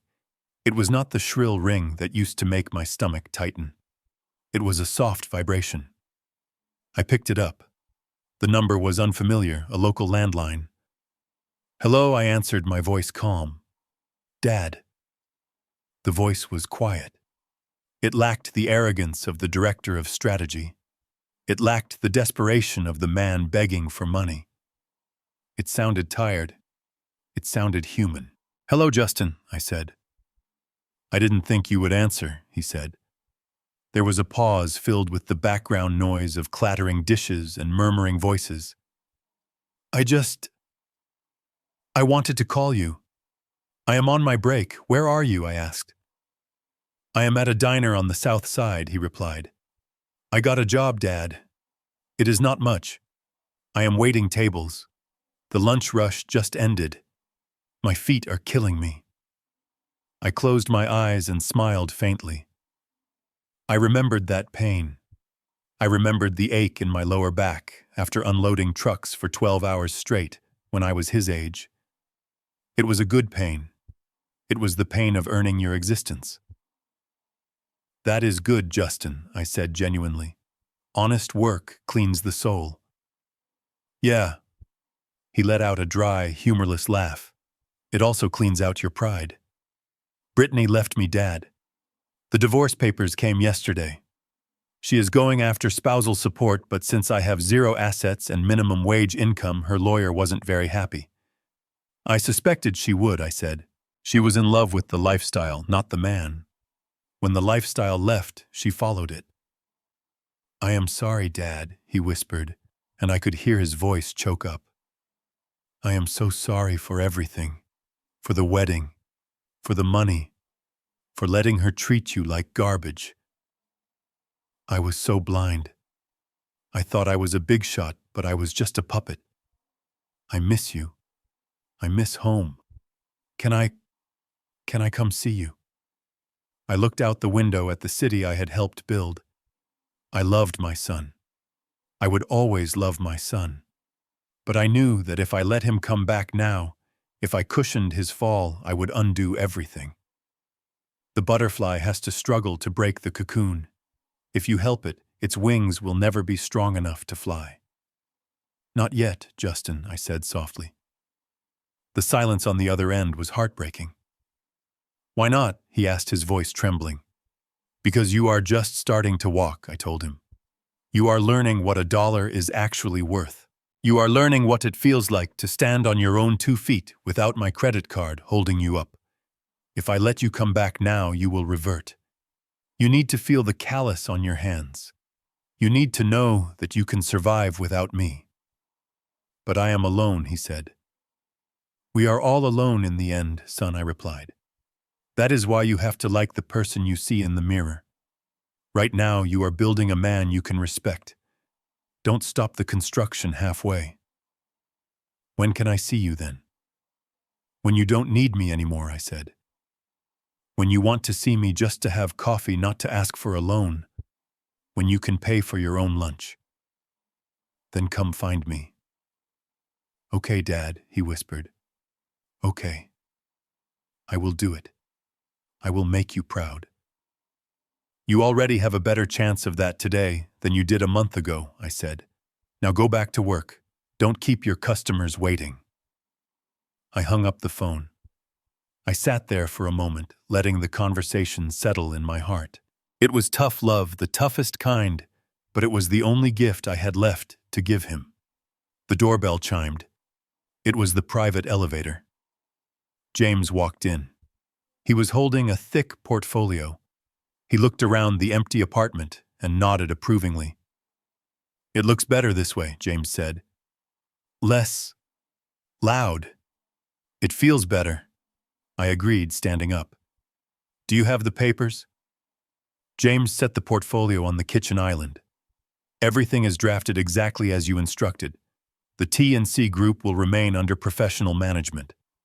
But the profits, the dividends that used to go to your family trust, they go to the Veterans Support Fund I finished for him." James uncapped a fountain pen and handed it to me. "It is a lot of money, Tom. Millions of dollars a year. You are sure about this? You could buy a yacht. You could buy an island." I took the pen. I thought about the fruit basket with the $12 price tag. I thought about the service elevator. I thought about the wedding invitation I never received. "I have enough, James," I said, signing my name with a flourish. "I have my health. I have my dignity. And I have my freedom. This money was poison to my family. It made them weak. It made them cruel. Maybe it can do some good for men and women who actually know the meaning of sacrifice." I closed the folder. It was done. The golden handcuffs were off. I was no longer the bank. I was just Tom. I walked to the bedroom. On the floor lay a single battered leather suitcase. It was the same suitcase I had used 40 years ago when I started my business. It didn't have wheels. It didn't have a designer logo. It had scars and scratches just like me. I packed my flannel shirts. I packed my comfortable trousers. I packed a few books. I left the Italian suits in the closet. I didn't need armor where I was going. I walked back to the elevator. James was waiting to escort me down. "Where to?" Tom James asked as we stepped into the car. "The airport." "Yes," I said, watching the numbers count down. "Any specific destination?" he asked. I smiled. For the first time in years, the smile reached my eyes. It felt genuine. It felt light. "I was thinking Italy," I said. "Or maybe Japan. Somewhere where nobody knows my name. Somewhere where I am just an old man enjoying a cup of coffee. I have spent my whole life building a legacy for other people. I think it is time I lived a little bit for myself." The doors opened to the lobby. The staff smiled at me. It wasn't the fearful bowing of a month ago. It was a warm, genuine goodbye. They respected me not because I was the owner, but because I was the man who had cleaned up the mess. I walked out through the revolving doors. The wind of Chicago hit my face, but it didn't feel cold. It felt fresh. It felt like a new beginning. I climbed into the back of a taxi, not a limousine. I rolled down the window as the car pulled away from the zenith. I looked up at the towering glass structure one last time. It was a monument to my success, but it had almost become my tomb. Now it was just a building. I leaned back against the seat and closed my eyes. My son was washing dishes, learning to be a man. My daughter-in-law was gone, chasing her next illusion. And I was here. Alive. Awake. And finally, truly free. Blood is a sacred thing. It binds us to our past, and it carries our future. But I learned the hard way that blood is not a license for abuse. You can love your children with every fiber of your being, but you cannot let them cannibalize your soul. Respect is the currency of any relationship, and if the account is overdrawn, you have to close it. Don't ever let anyone, even the people you birthed, trample on your dignity. Because at the end of the day, when the house is empty and the noise fades, your dignity is the only thing that sleeps in the bed with you. This story teaches us a powerful lesson about the difference between enabling and loving.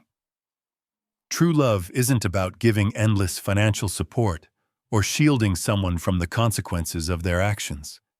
It's about teaching them resilience and integrity. When we allow family members to disrespect us and use us for their own gain, we aren't helping them, we are crippling their character. Setting boundaries is not an act of cruelty. It is an act of self-respect and necessary education. Sometimes you have to let the people you love fall so they can learn how to stand up on their own. If you have ever had to make a tough decision to protect your peace from toxic family members, hit that like button and share your story in the comments below. It might inspire someone else to take their life back. Don't forget to subscribe for more stories of justice and resilience. See you in the next video.